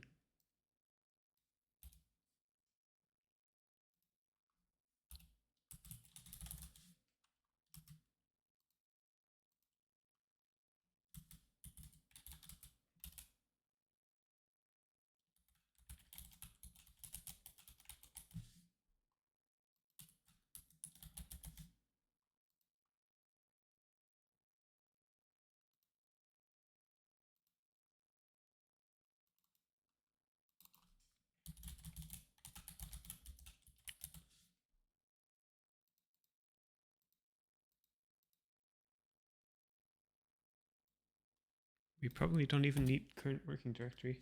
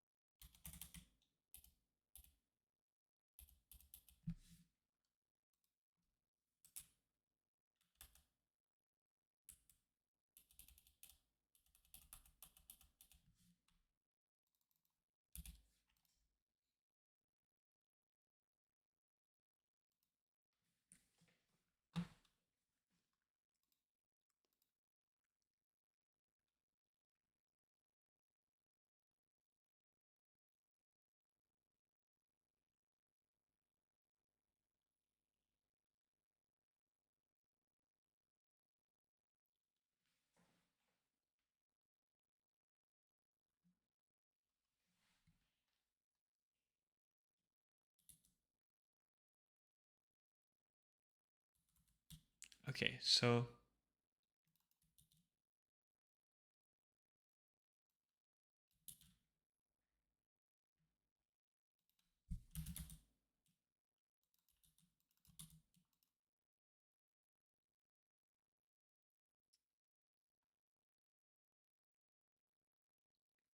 up in our, down in our main function, we want to get the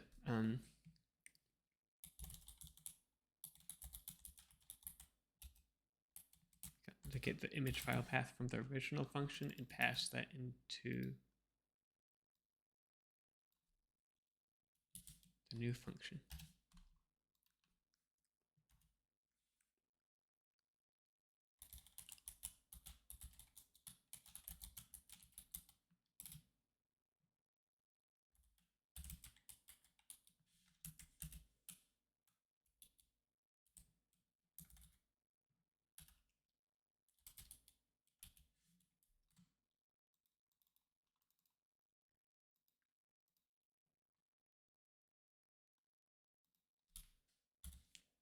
We maybe don't need to use this variable.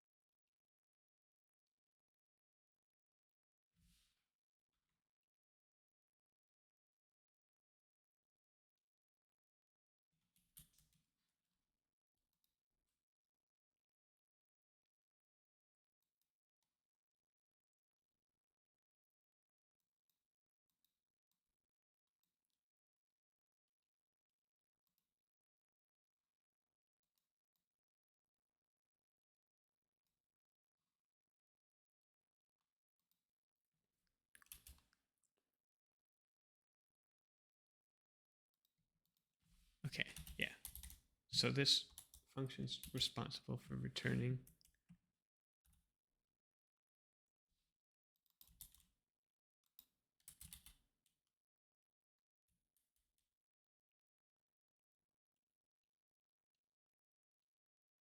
so is this one.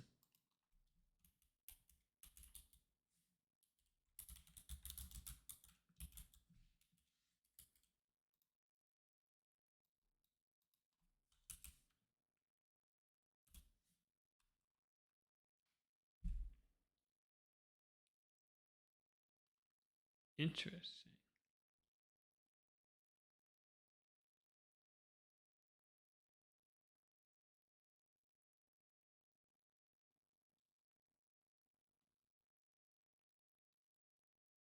It's trying to open the font file.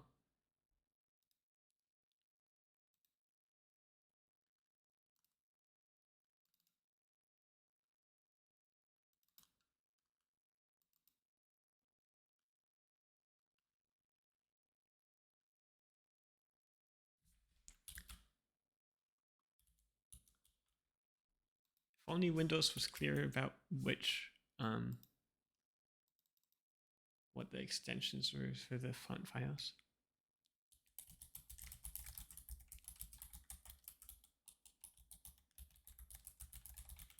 But that's something easily.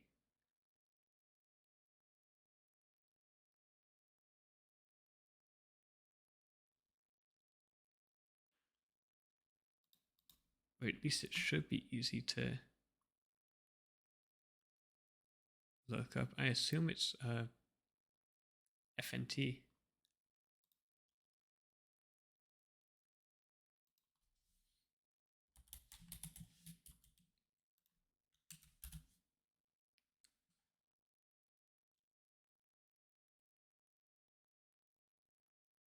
But maybe not.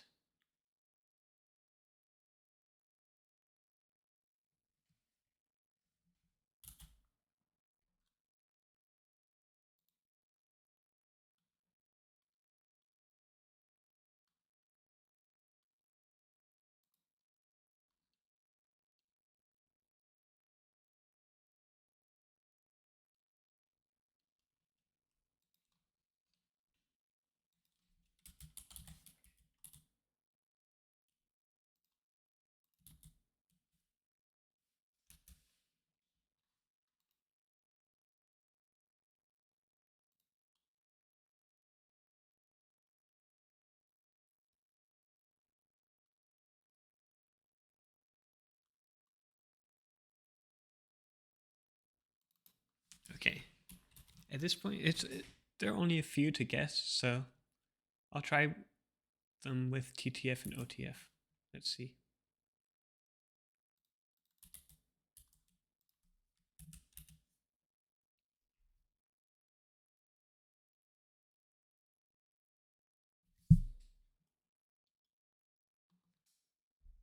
TTF did work. Okay, this is a different error. So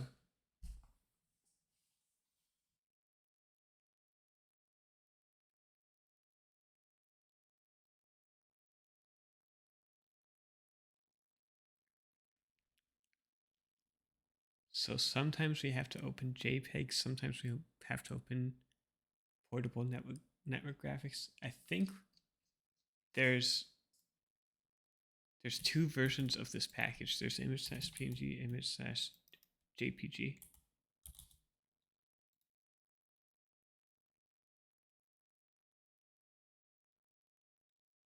The problem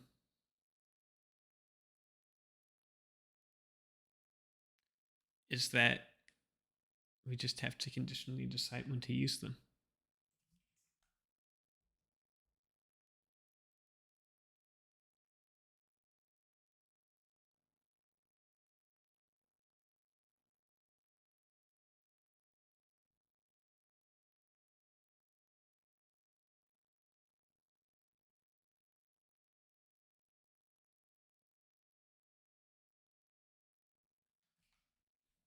Are these all JPEGs? No. Interesting.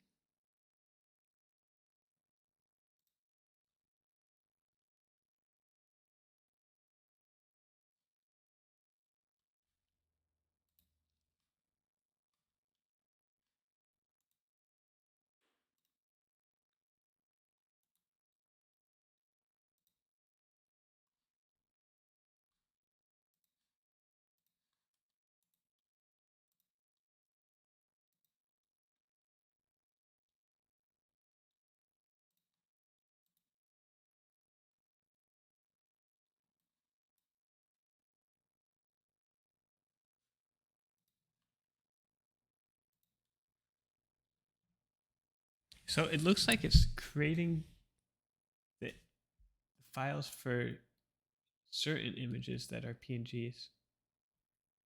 This is not hard. This is just like annoying conditional logic to use the PNG opener when the original file's PNG versus the JPEG opener. It's just conditional logic. But also we want to add the W text to the beginning, not the end of the file. That shouldn't cause any problems with alphanumeric sorting anyways.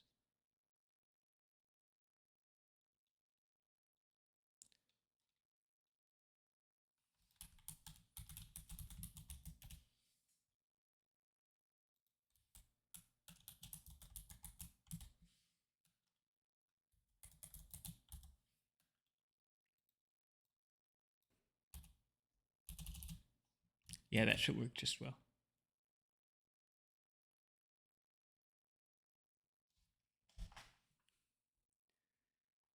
It shouldn't be that bad. I mean, it's a fairer problem to have than just trying to basically guess what font extension I should use. In this case, we actually know we're getting PNGs and JPEGs, and that's visible to us instead of what is basically wingdings of file formatting in Windows. So this shouldn't be that bad. Let's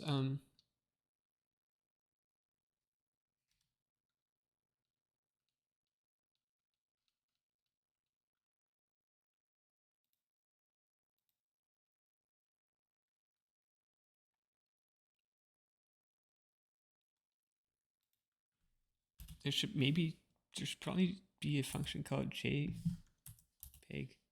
dot decode, right? Yeah. Okay. If the functions are the same, then there should be no problem.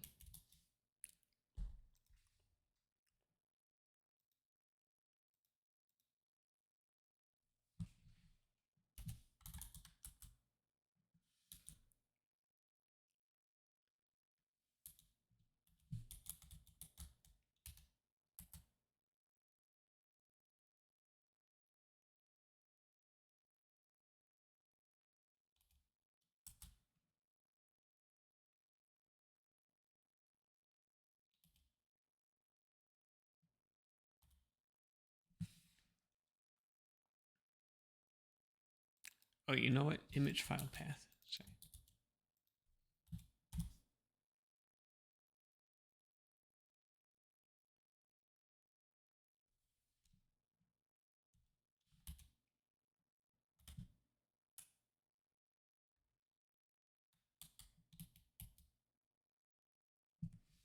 And we just want to get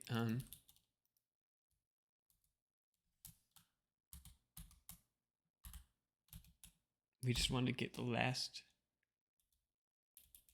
You know, we just want to get the last few characters after the dot. So I'm sure there's edge cases for that, but we have a little bit of control over it. I'm sure we'll run into edge cases. Who knows? But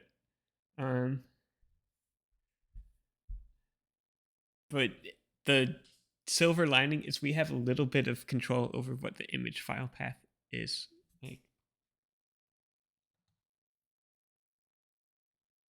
and this website isn't like a complete hack, like malicious user. So let's just start with two cases. Let's just try and keep it simple, and then if it errors out, goes from there.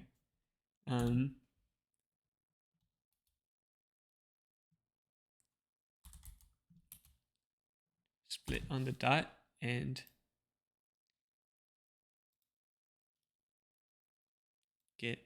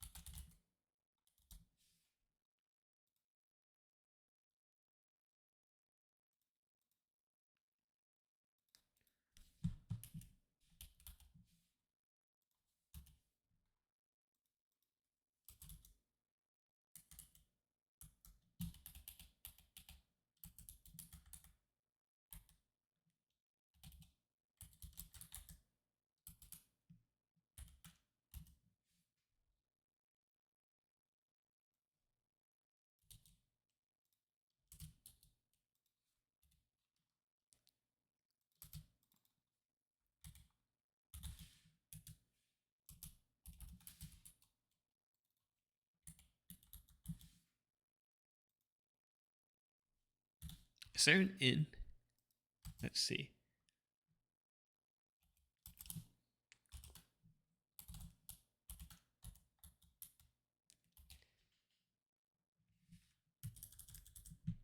An interface for saying if there's if a string is part of an array of strings. Let's see.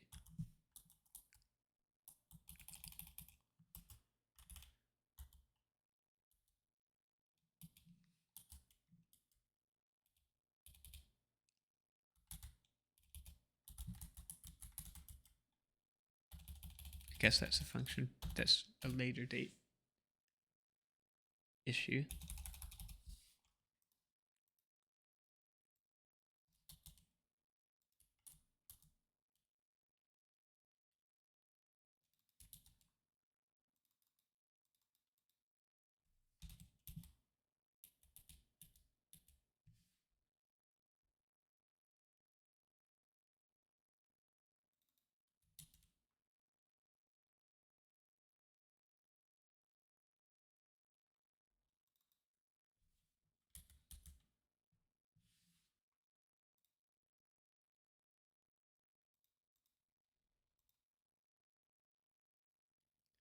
So my intuition was that if I declared the variable up here,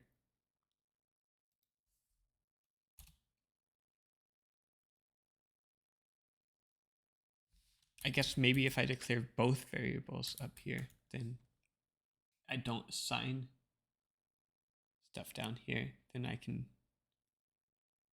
get away with it. Then I can get away with raising scope.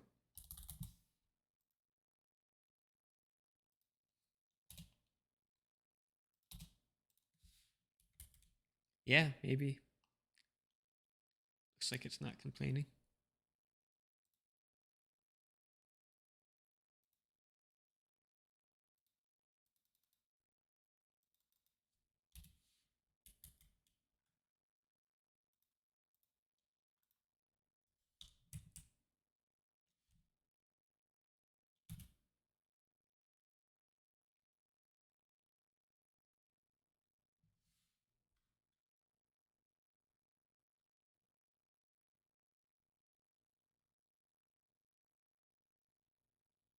Okay, so it's not creating the text versions of the images because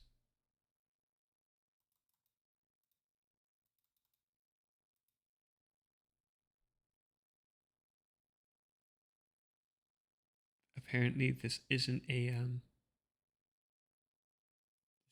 file, is it?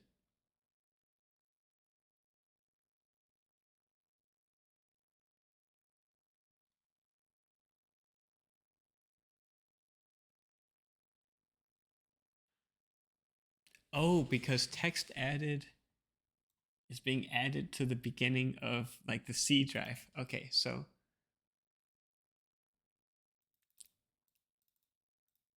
I'm just trying to get away with cheating when I'm doing manipulation of the image file path. I'm gonna have to actually somehow insert text added into the middle of the existing file path. So let's split everything by backslashes, then add text added at the beginning of the last string after the backslashes, and then join everything together again. That's the goal, I think.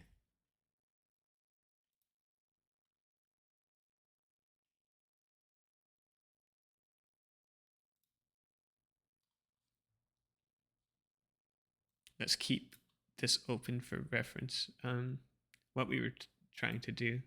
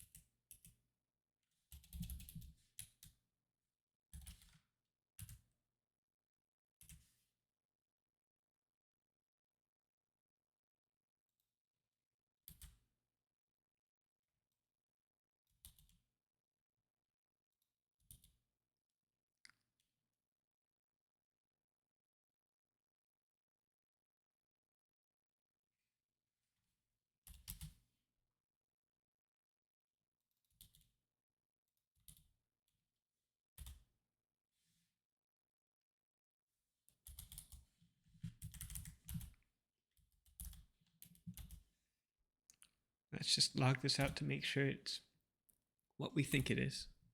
Not making the same mistake as last time.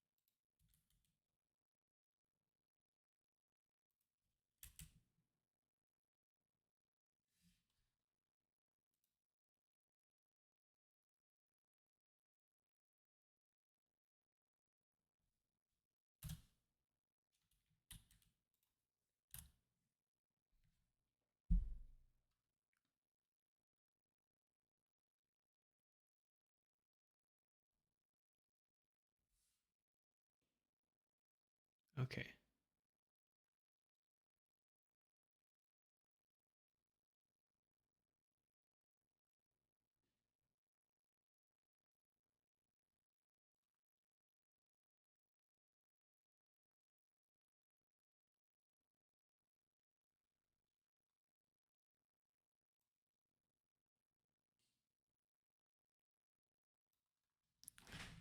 So there's 1, 2, 3, 4, 5, 6. There's only 6 slashes, so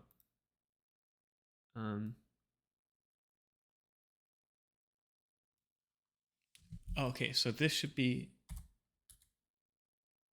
-1, and this should be -2 maybe. Well, let's start with -1. Let's see if they're both -1. It's just a classic index out of bound error.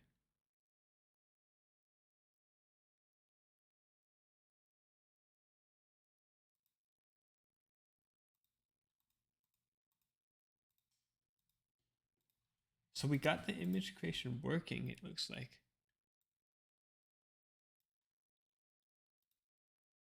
But this should definitely...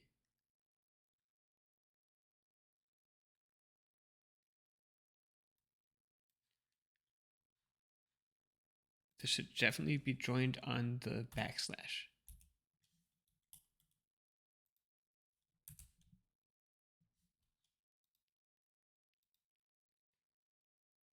Let's manually delete these images.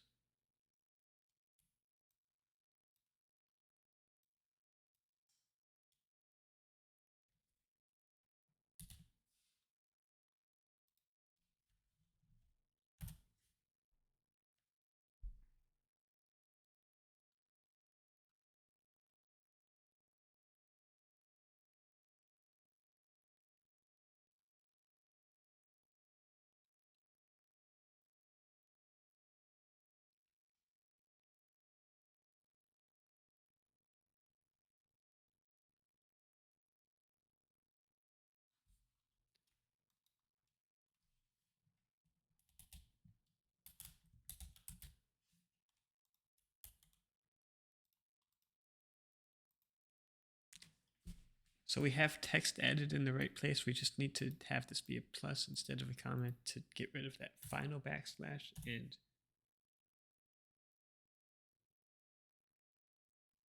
I'm hopeful about this one. There we go. Yeah.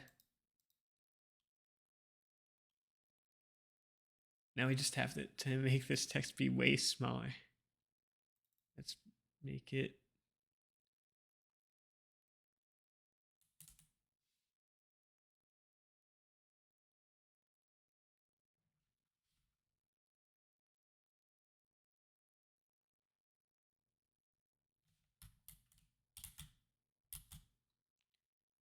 Let's make it 10. Let's make it tiny so all the text fits there without having to think about one line.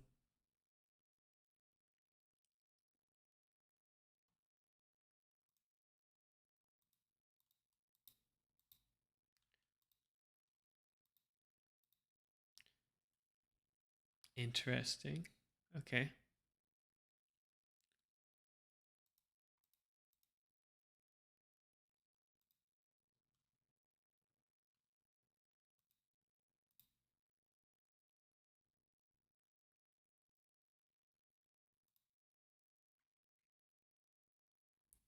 So it doesn't need to be perfect, but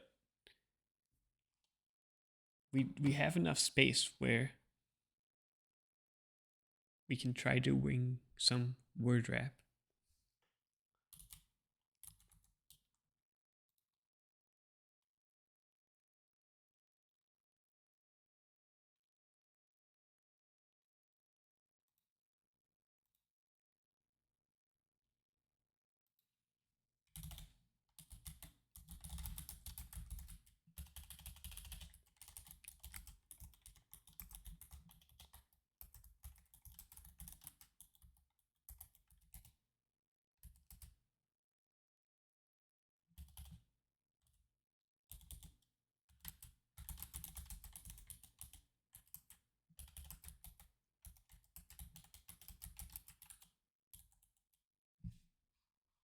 What's it called? The context.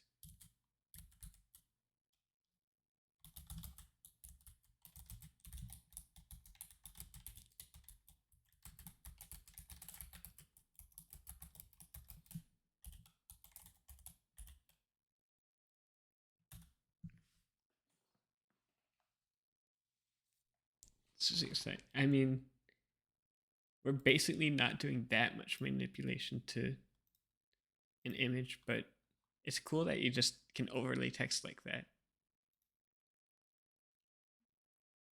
Like I did this in Python before, but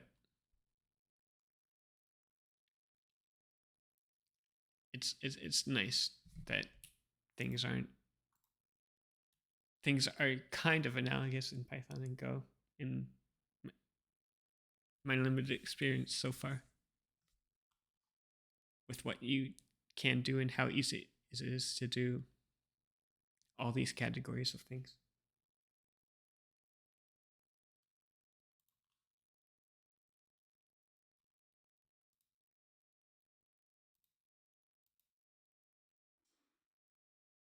Okay, so we're gonna have to implement our custom logic for word wrapping on these images so that the text doesn't just trail off. First of all, the Y offset could be probably as little as let's do 20. It could probably even be 10, and it would just be at the very top of the image, but 20 should be fine. X offset could be like 4.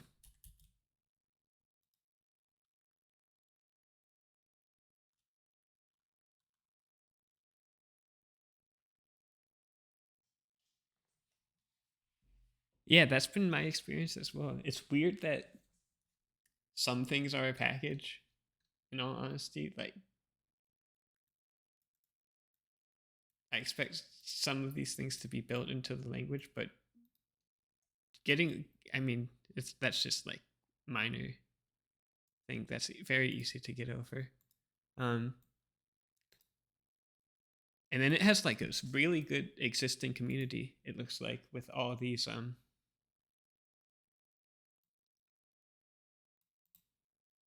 like all the third party packages work just like flawlessly, where I expected them to be suspect and unreliable, but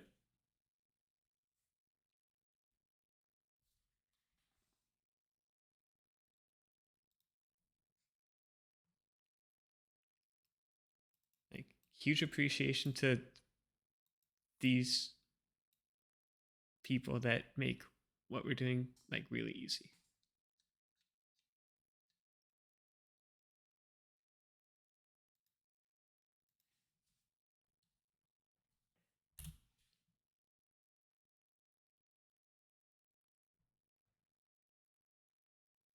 I I'm still. I mean, maybe that's good selling point. I'm still confused over like go get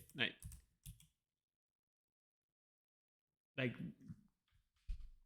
in the JavaScript that would just be npm get. In Python that would just be pip get. It sort of boggles my mind how it works that it's just go get, but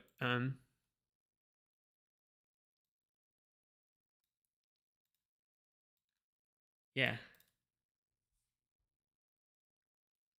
sort of hard to wrap my head around that. That it's built into all the top level Go commands.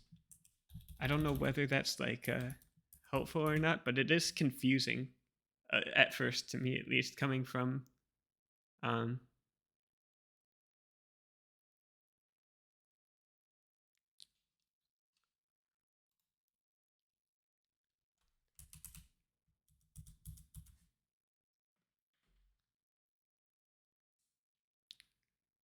other languages. All right, so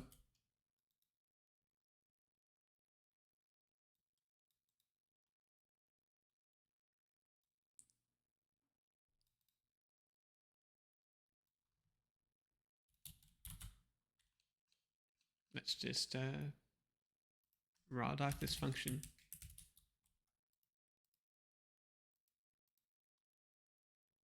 It looks like this can support maybe 30 characters is a good estimate for how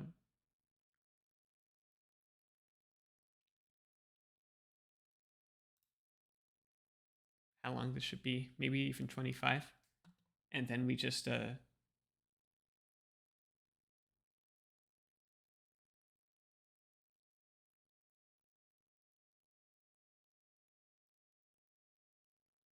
looks like it's only splitting the string between words.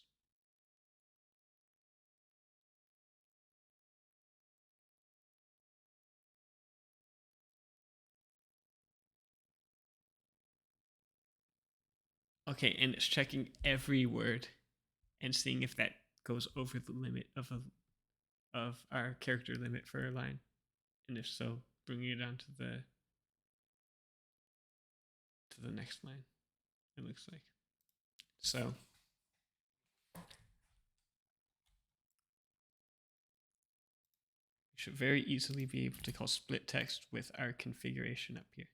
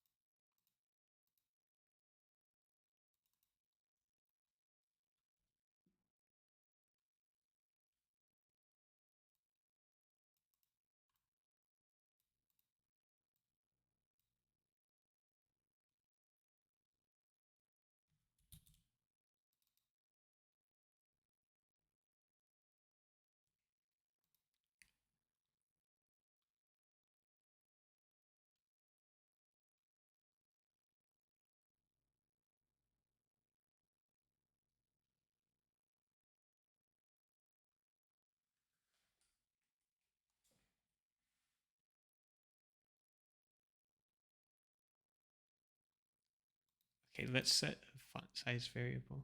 And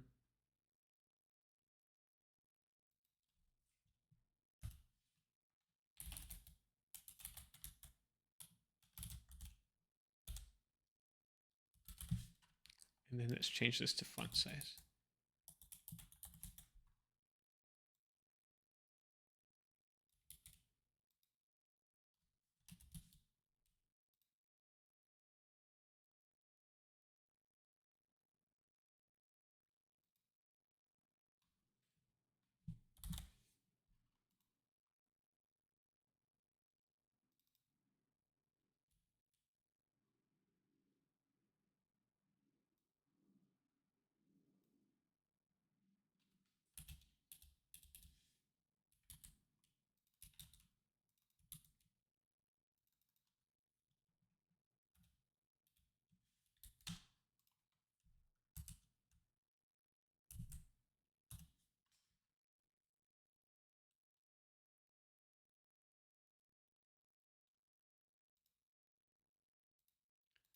This works very well. Wow.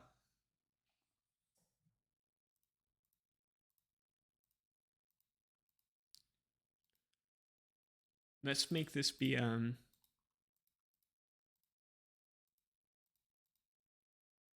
let's make this be like bright blue though.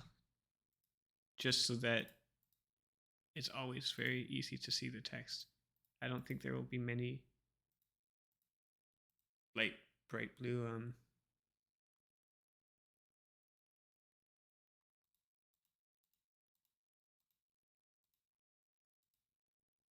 you know, bright yellow, I guess. So yellow should be close to brown. It should be, my guess for the I can't believe how good it's turning out. Like it could, I mean, it could probably be way better. We could change the dimensions of the image, but just as a proof of concept, pretty good. My guess for the hex code for yellow is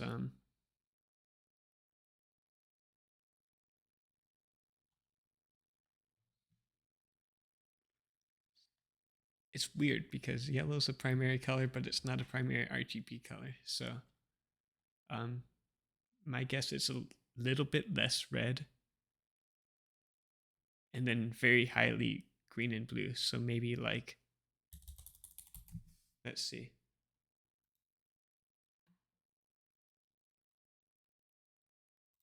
No? Okay. That makes sense that it's like that's a bluish thing.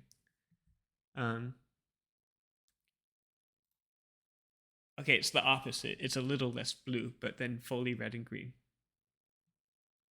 Cool.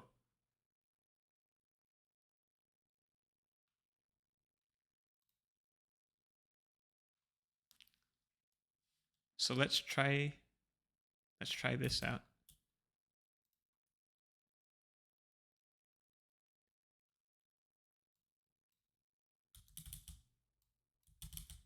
Let's just set this to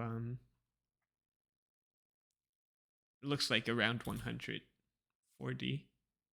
That's 48.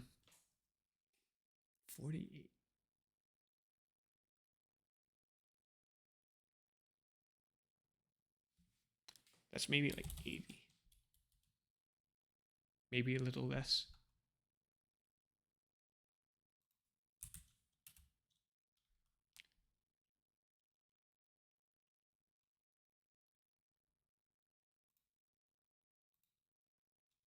RGB.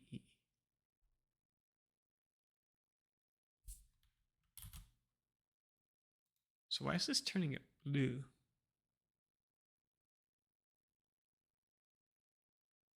Oh, because it's between 0 and 1. Okay.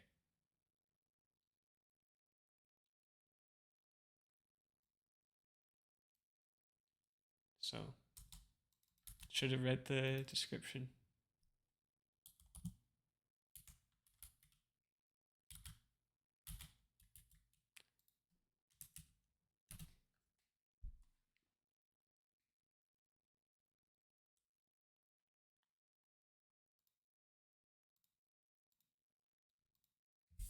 Okay, it needs to be a little darker. So just decrease the values for all of these.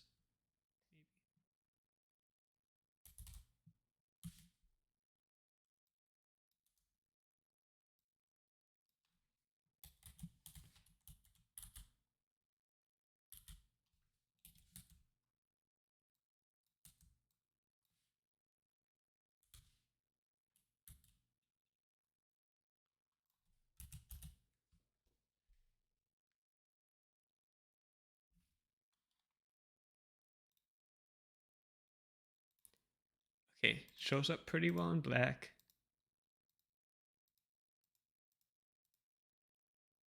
This is a pretty good compromise. Just one more, I guess, optimization. I wonder if we can add a stroke, like an outline to this.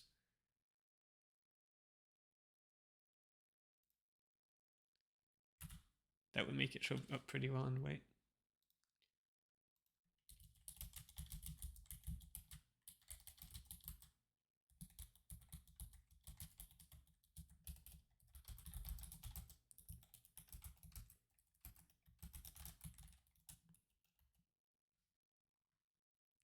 I think in the examples there were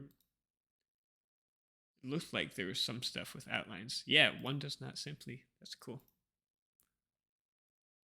Let's see. One does not simply. Let's see if that's an example.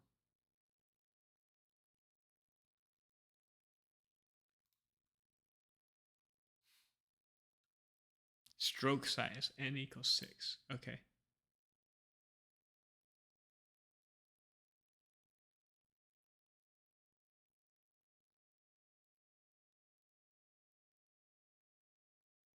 I'm hoping that this complex iteration is just to give it rounded corners and not to. We don't need a. Now that we know stroke size is possible, I'm happy, but this seems very complicated. I don't know if I can parse out what this is doing.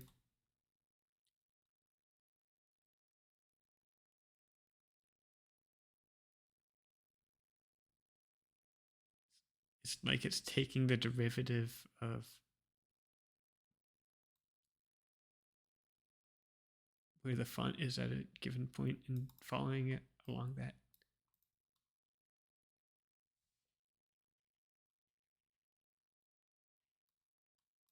Let's see if Gemini has a clear explanation.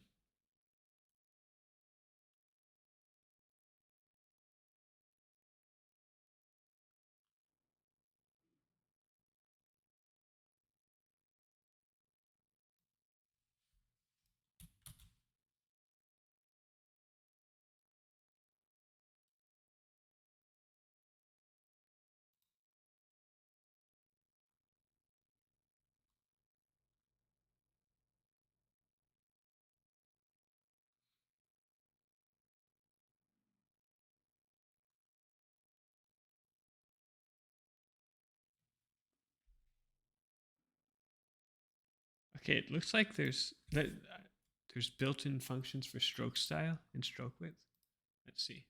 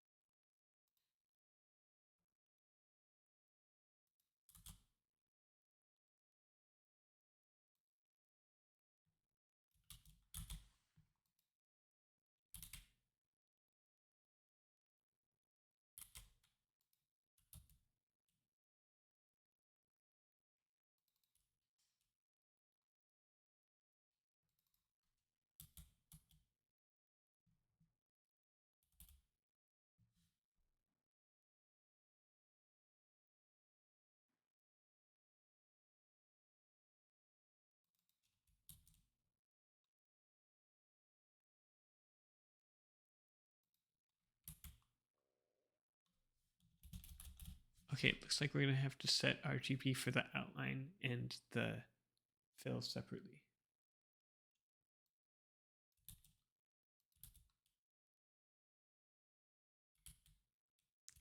Maybe not.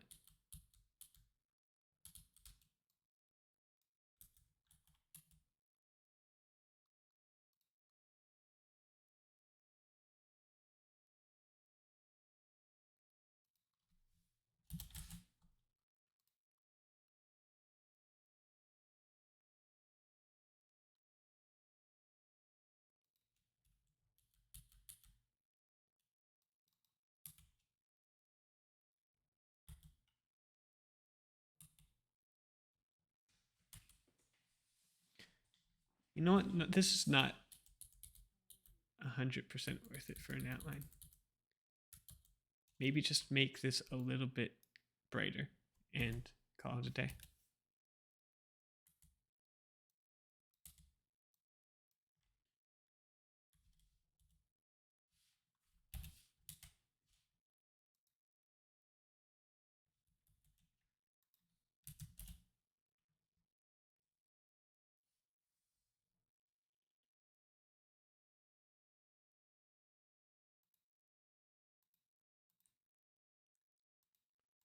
I'm happy as long as this shows up on Black. Well, yeah, good enough.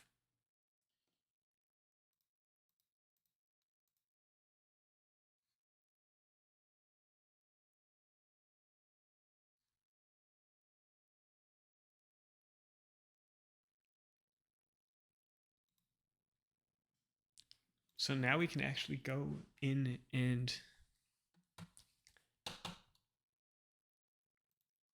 rate these.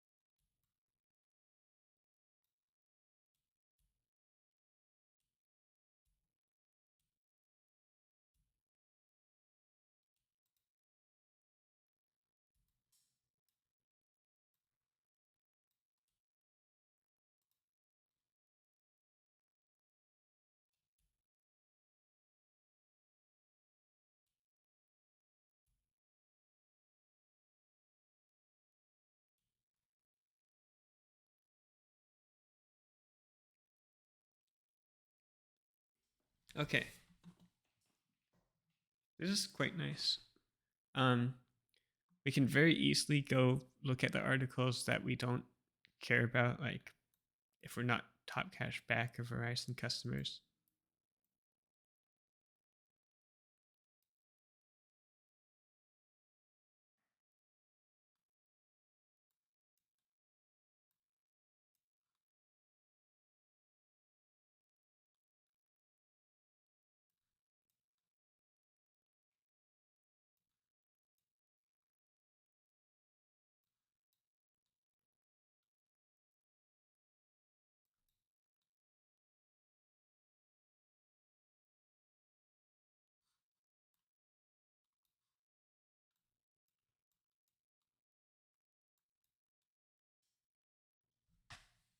And that leaves us with a few articles to actually rate, you know?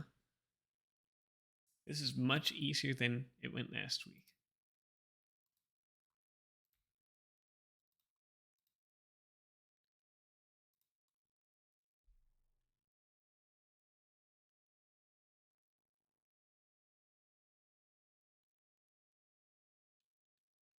So, for example, you could maybe click to see if you get this offer.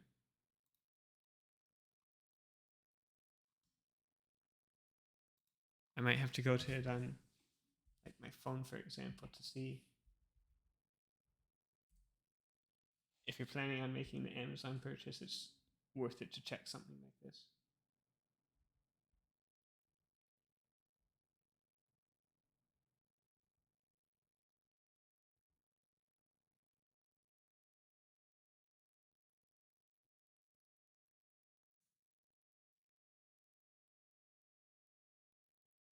Okay.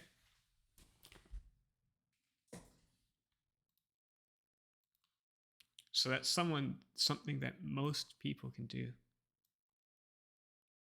The IRS, like if you pay taxes, you might as well use it to get money back on like a credit card sign up bonus. So fi checking and saving.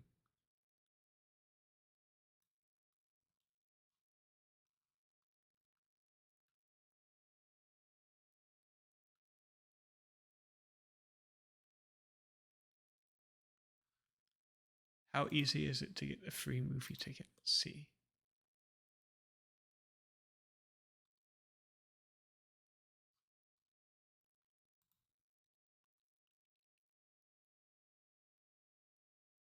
Oh, it's not someone like me or you. It's the movie Someone Like You.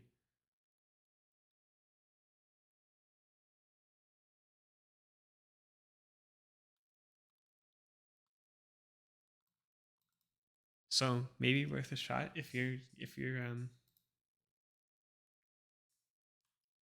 it doesn't require rebates or anything like that. It does require sacrificing an email that you or maybe just going to 10-minute mail and putting in an email. Let's see if we could do that. You know.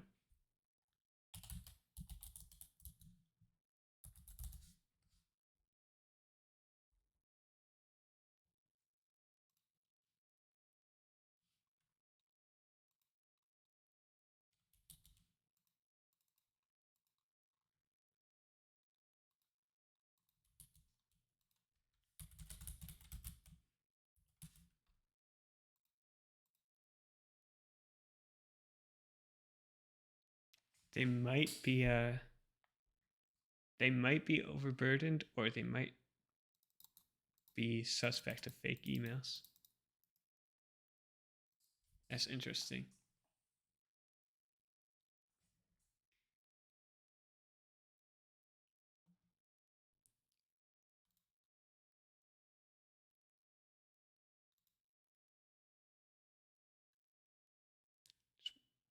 I'll put that to check out later.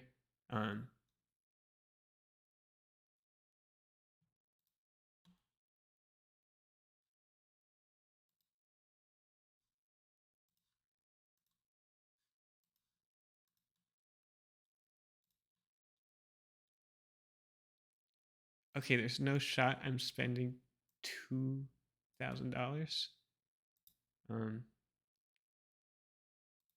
If you are though,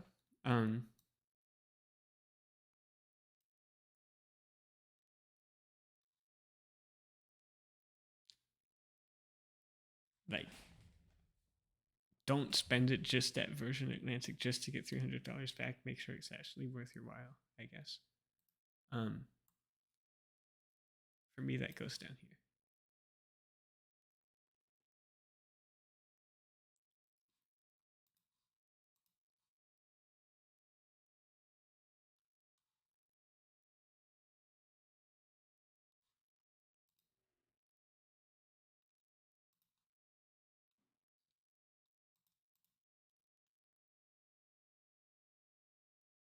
Okay, so this is just something expired. And then the last thing, SoFi, financial institution, it's making a name for itself for being customer friendly, but how friendly is it?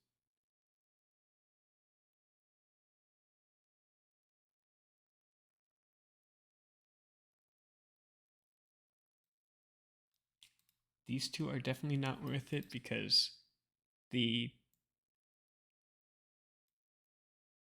interest you can get, like in an interest-bearing savings account or investment bond account, far outpace the bonus that you get. But $300 for $5,000 deposited in 25 days might be worth it if they have good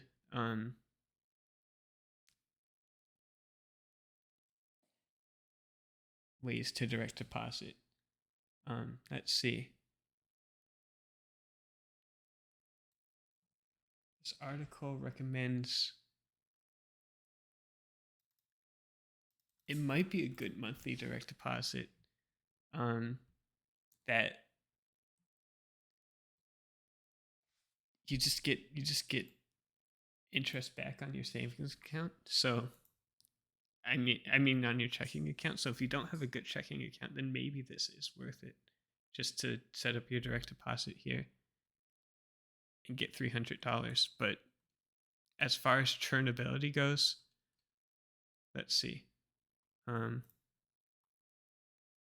It looks like a lot of stuff doesn't work, and a lot of stuff that once worked is no longer working.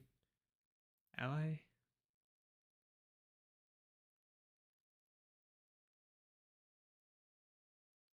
I guess maybe in very specific situations, if your employer uses Ally, then you'll have a direct deposit code. But as far as churnability goes, if you're not looking to have a SoFi checking account, then this does not seem worth it to you. It's, just for churning. It's maybe worth it as a checking account in its own right, but that's not how we.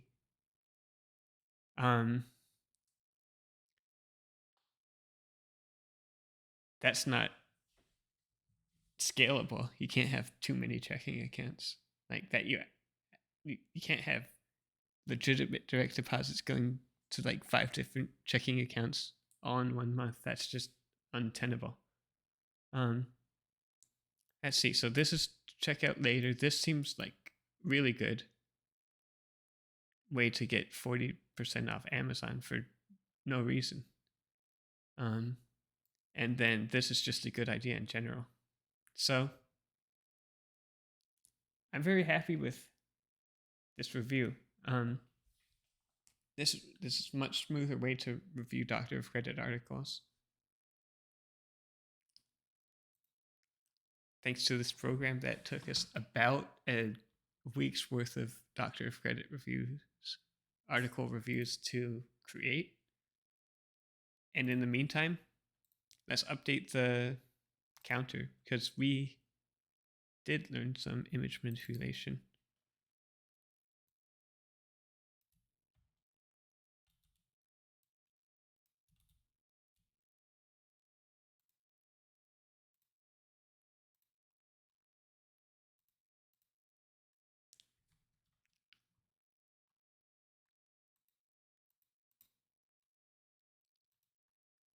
Are we going to get to big data and ops today? I don't see just like a natural way for the program we wrote to process a lot of data.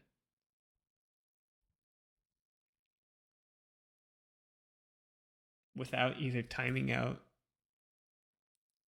SQLite or more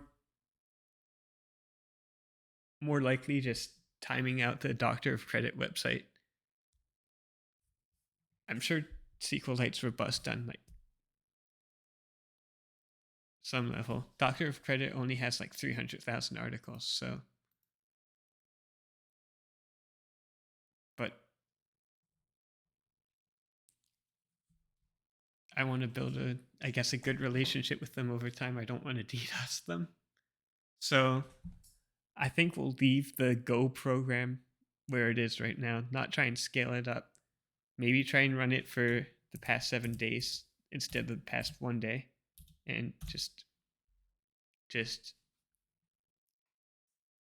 let it have itself at it. And good thing we did run it because it looks like there is an error when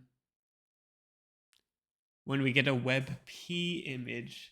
So Rotus Maximus, if you're there, you were right. It's not as simple. File extensions came back to bite us. WebP, I don't even know if there's a WebP decoder. Hopefully there's. Let's see.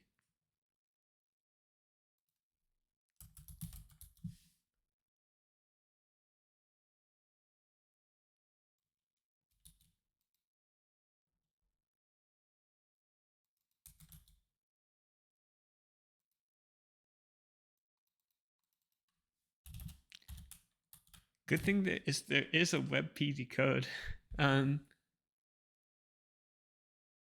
included on a separate Golang package.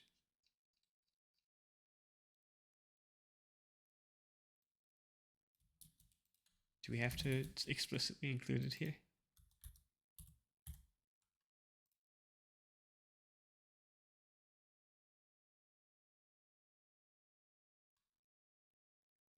Oh, okay. It's a. So this is SVG. You know what? That's true. Um, and I think there was an even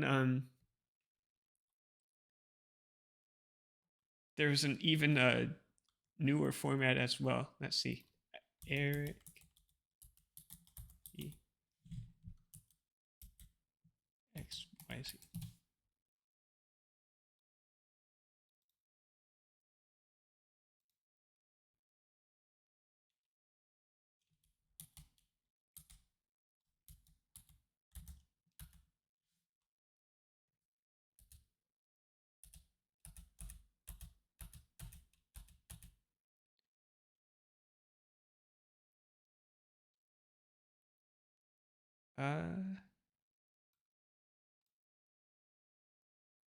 There's the AVIF format. I wonder if we can't ignore that as well. Um,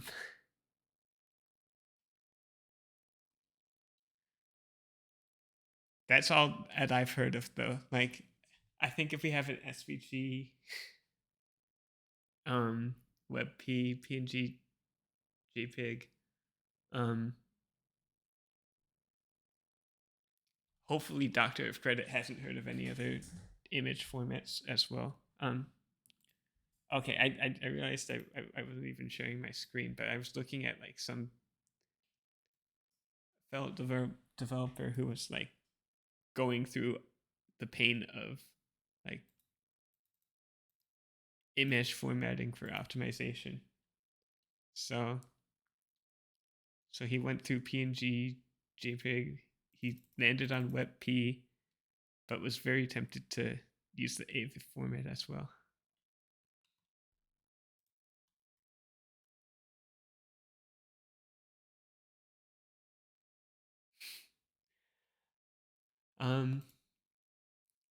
Anyways, so let's see if there's an if there's a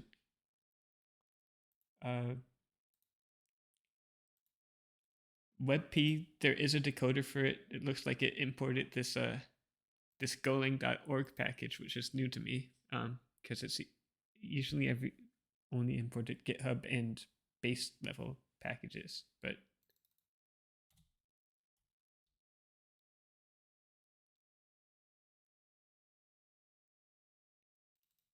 so there's JPEG.decode. Is there SVG.decode?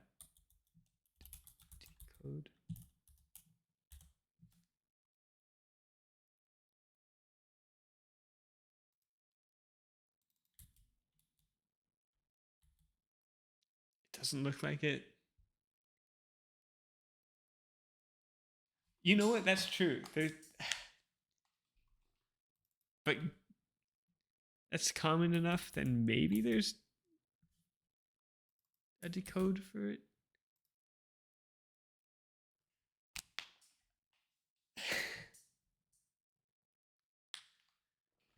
I don't think, you know, these aren't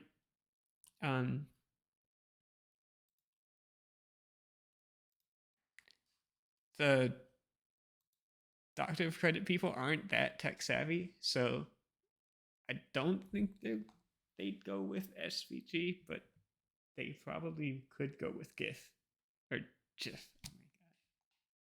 You know what? I'm just gonna be confident about it. I'm one of those GIF sayers. I don't know about you.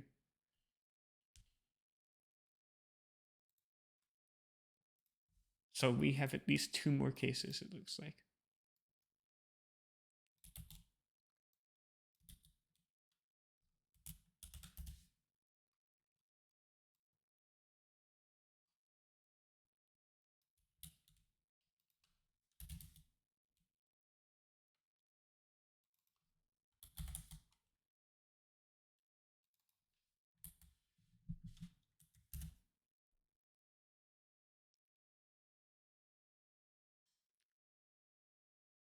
Well, okay. The decode function, it looks like it just takes the first frame. From if what I understand is correct. Which is probably fine. I mean, these are like basic images on Doctor Credits. They're not gonna hit you with like a like a um like a 20-minute GIF of a like music video or something. So taking the first frame seems like it's fine, and it returns it in the same image.image format. That's what I basic. You know what's nice about Go? They I basically didn't install any language server. Maybe I have a language server. Let's see. Maybe this is just VS Code, but it looks like functions are so well documented to like you know exactly what you're getting. I've relied on this already so many times when writing my program that to give me confidence I'm getting like an image.image or like if I'm wondering if I'm getting like an array of strings back. It's just been very nice.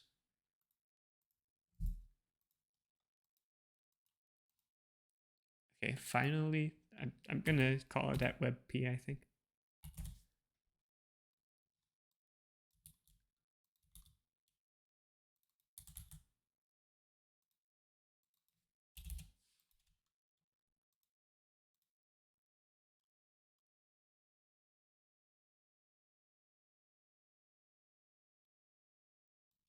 And you know, decode error is declared out of scope, so we don't need to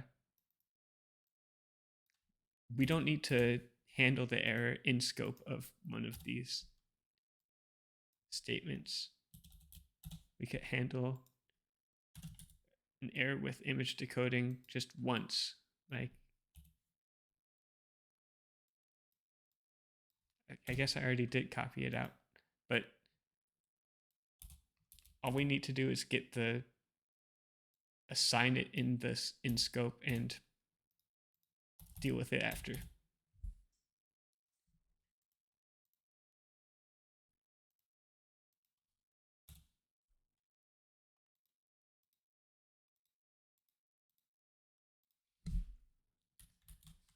I think for like handling every image on the web, this could get unruly, but 4 cases is not too bad. Okay. I just want to see if this runs for 7 days. It was good to test that because who knew they were going to throw a WebP at us.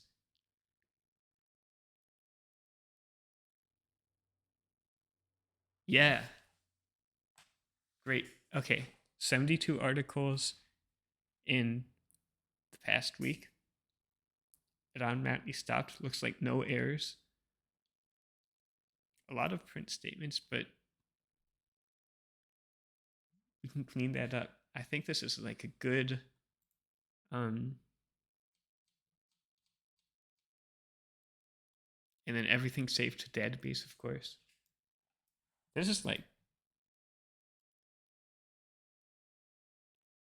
who knew this would be a great program for like testing the edges of a language? I'm sure we didn't even get anywhere close to its limits, but and you know, we could probably do more request handling at some point, but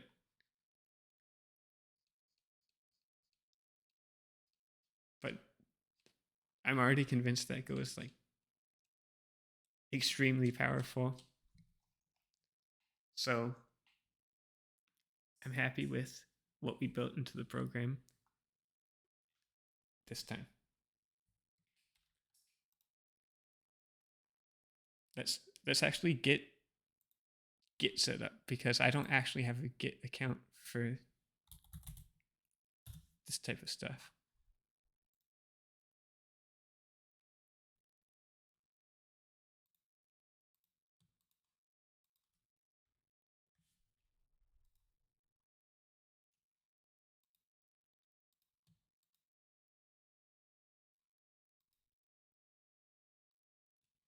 Okay.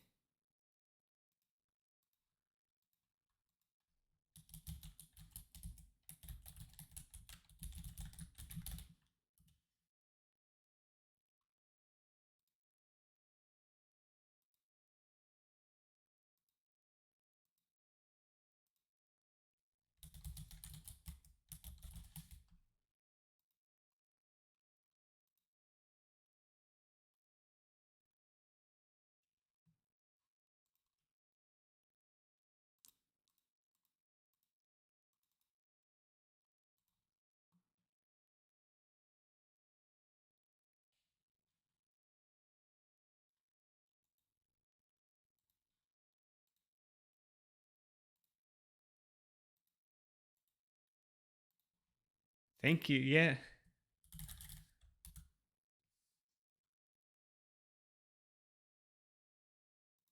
I'm just trying to hide my email, but yeah, I think I don't know if anyone will have interested in it, but I'm happy with how it how it turned out. And I think what makes it most happy about it is that anyone who wants to do any of the following things has a little bit of a baseline to, like let's say you want to work with your file system. There's a little bit of that in there. There's not. I can come back to a later date and see how things are done. My impression of Go is that there's a specific way things are done. So that is unlikely to really be changed and overhauled. Like if all these programs over the past decade have been written the go way, and I just wrote a program experimenting with all these things to go away. I feel like it's sort of like an initiation a little bit, and also like a checkpoint you can come back to and reasonably pick up on. So that's my motivation for sort of saving it and archiving it, so that it's like I don't have to think about it when I come back to it. Which will probably be pretty soon. Um, let's see.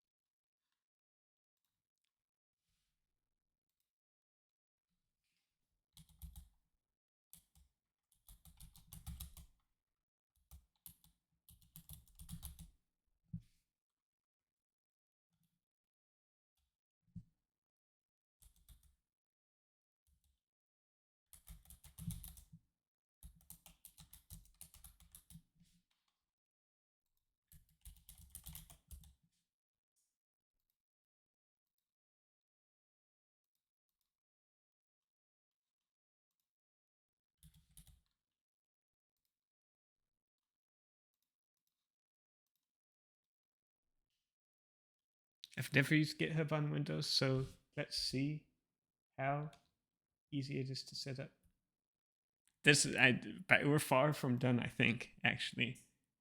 I don't have any SSH keys, so, and I want to set it up the right way. I want to push instead of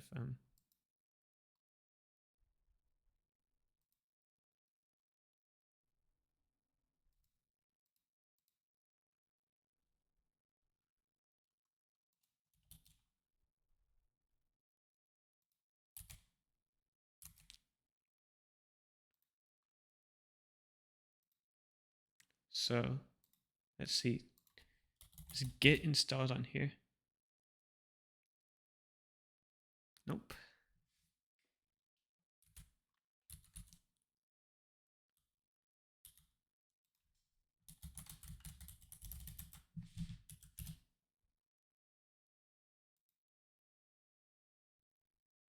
This is all for Linux.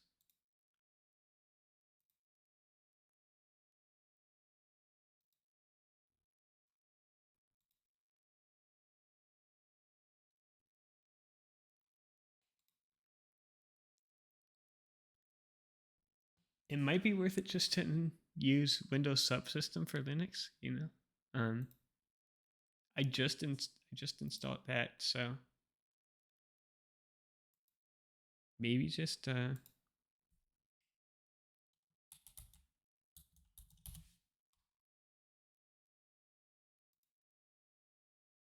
Linux Mint is the distro I've used before, but it how well do you think, like, do you think it's like ill-advised to try and go for Arch, by the way, at this point? It looks like it's very highly rated.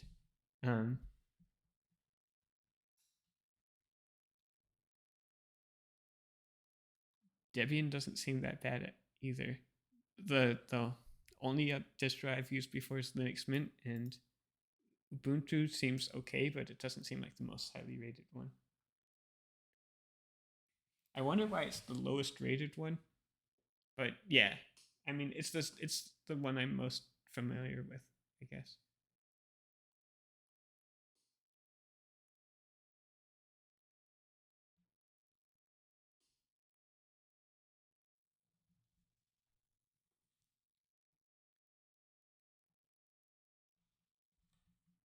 My impression of Arch is that it doesn't seem like a setup on stream kind of thing.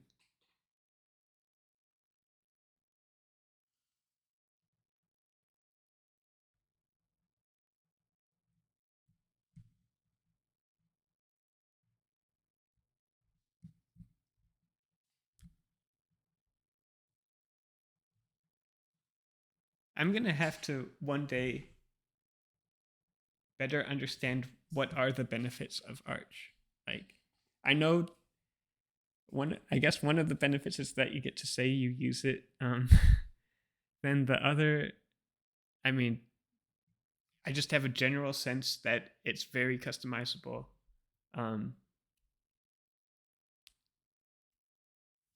This is going to take forever to download, so I'm not holding my breath about being able to push to get the right way yet. So I guess we'll do the wrong way, which is just add a folder.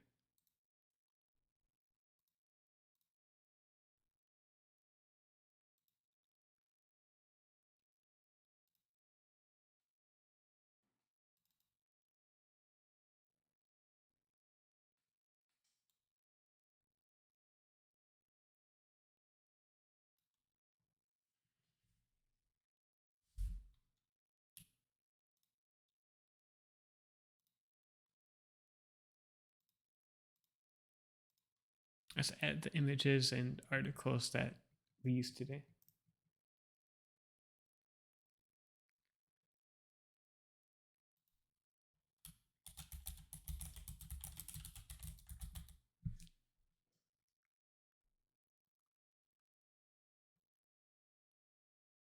Okay, is it even bigger than apt though?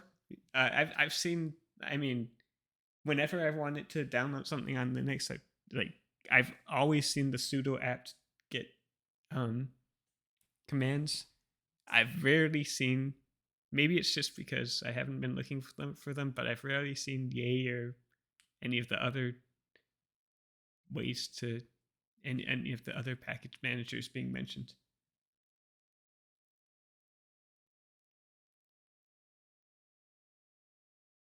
That's interesting to know. Yeah, it's not surprising to me that if things, I mean, obviously, some part of the community, I took it for granted that like community develops everything, and it's not surprising to me Arch has a much bigger community, or the people developing for the package managers for Arch.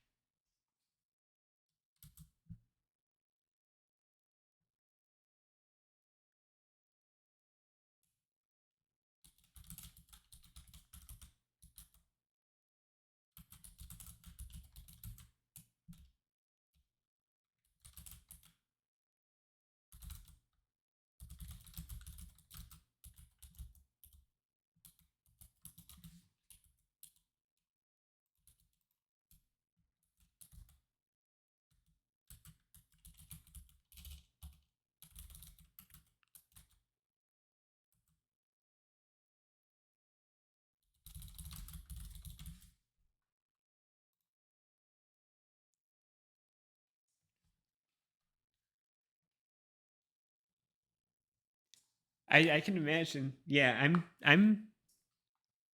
I'm happy with Mint now. One of the things I'm happy with is just like being babied through some stuff and being shielded from some stuff. Uh, you know, but Arch has always tempted me. If like, it feels like at some point I have to grow up. I want to try Arch. I want to try uh Vim and like NeoVim, like something in that ecosystem. And I want to try a bunch of networking stuff. Like I want to get um WireGuard set up for SSHing between my devices. I'm sure that's like that might be like a day project like today. Um but let's see, is this actually public? I always have a little bit of distrust over this. But yeah, it looks like the code's up there. And it's cool to see written and go. Nice. That's a first. Um, how's this going?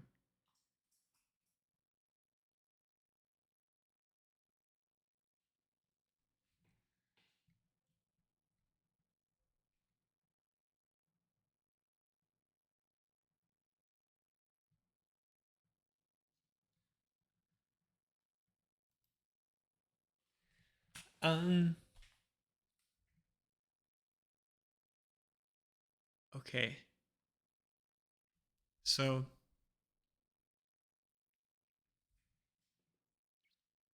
I'm my mind's breaking a little bit, but I want to get this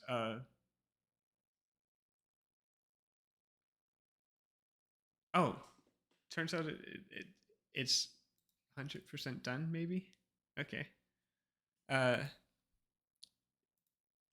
so Windows just detected that I was about to say I want to end the stream, but if this has finished installing, then let's see if we could get this set up before ending.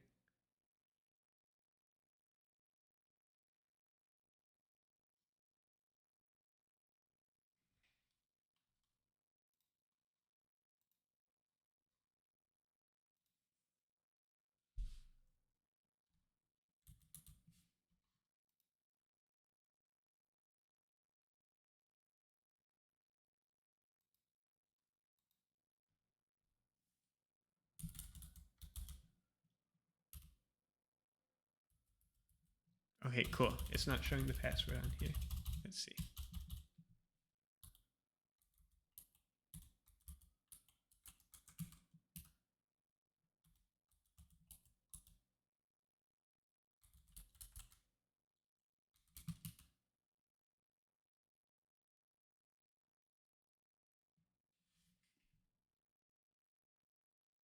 Awesome. Okay, this is great. Let's reinstall VS Code. I mean, let's reopen VS Code.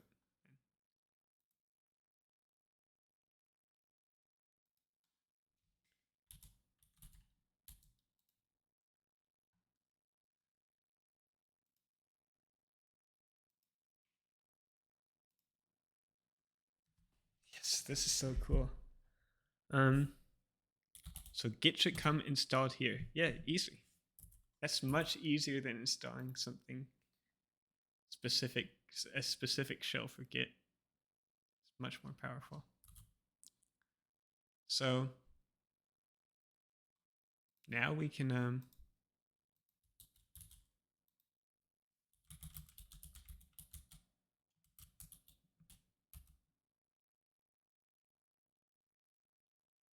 or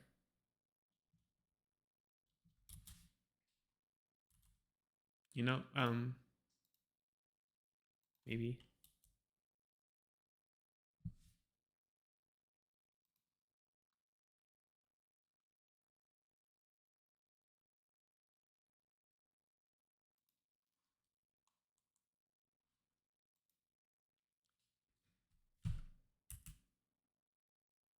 okay, maybe there's a little bit more setup to get Windows subsets than for Linux working.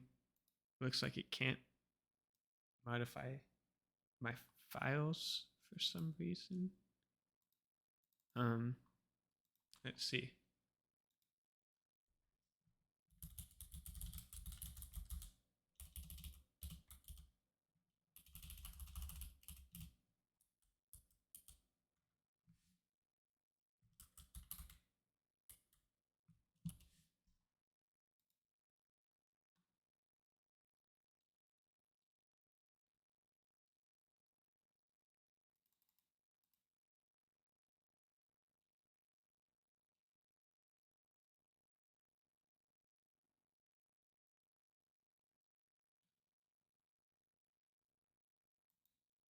Let's just try making a directory, I guess.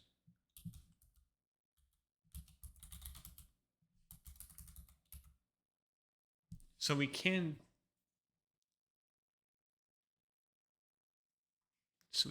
do some stuff. ls.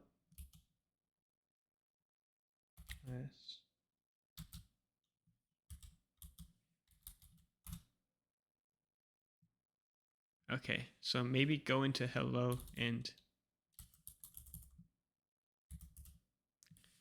try cloning from there.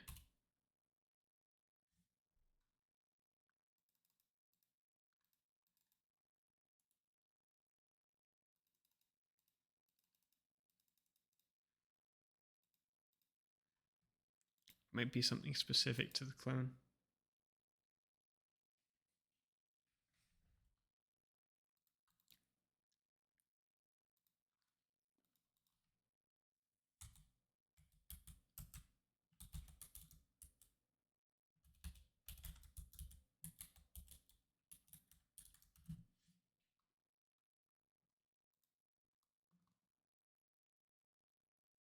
Oh, you know, that's always something to try. Just sudo whatever.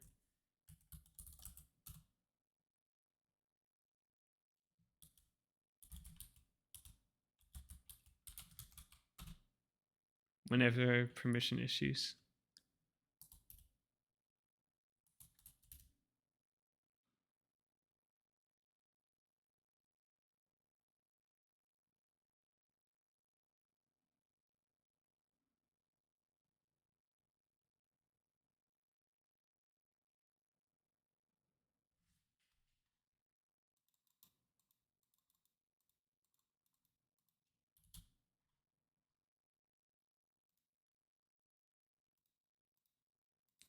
We might need to use HTTPS.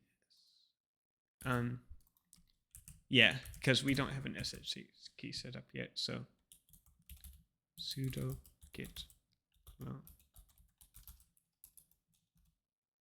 Yeah. Okay. And then all the yeah, right. Yeah. I didn't realize I was still trying to do SSH. Setting up an SSH key is sort of boring. So I mean, I'm just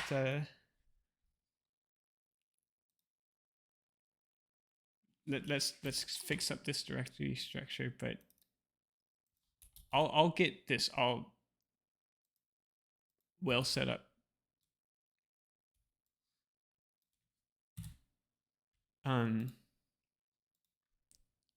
At a later date, you know, it's probably that interesting to watch. And I'm prone to make a lot more silly mistakes, like forgetting I'm on SSH. So I'm gonna like go grab something to eat. But yeah, thank you for being here with me. And it's nice to have these like just sessions of, I don't know. Normally my focus is like 90 minutes max, but increasing that to like, because sitting down and doing something on the stream for longer than 90 minutes is sort of like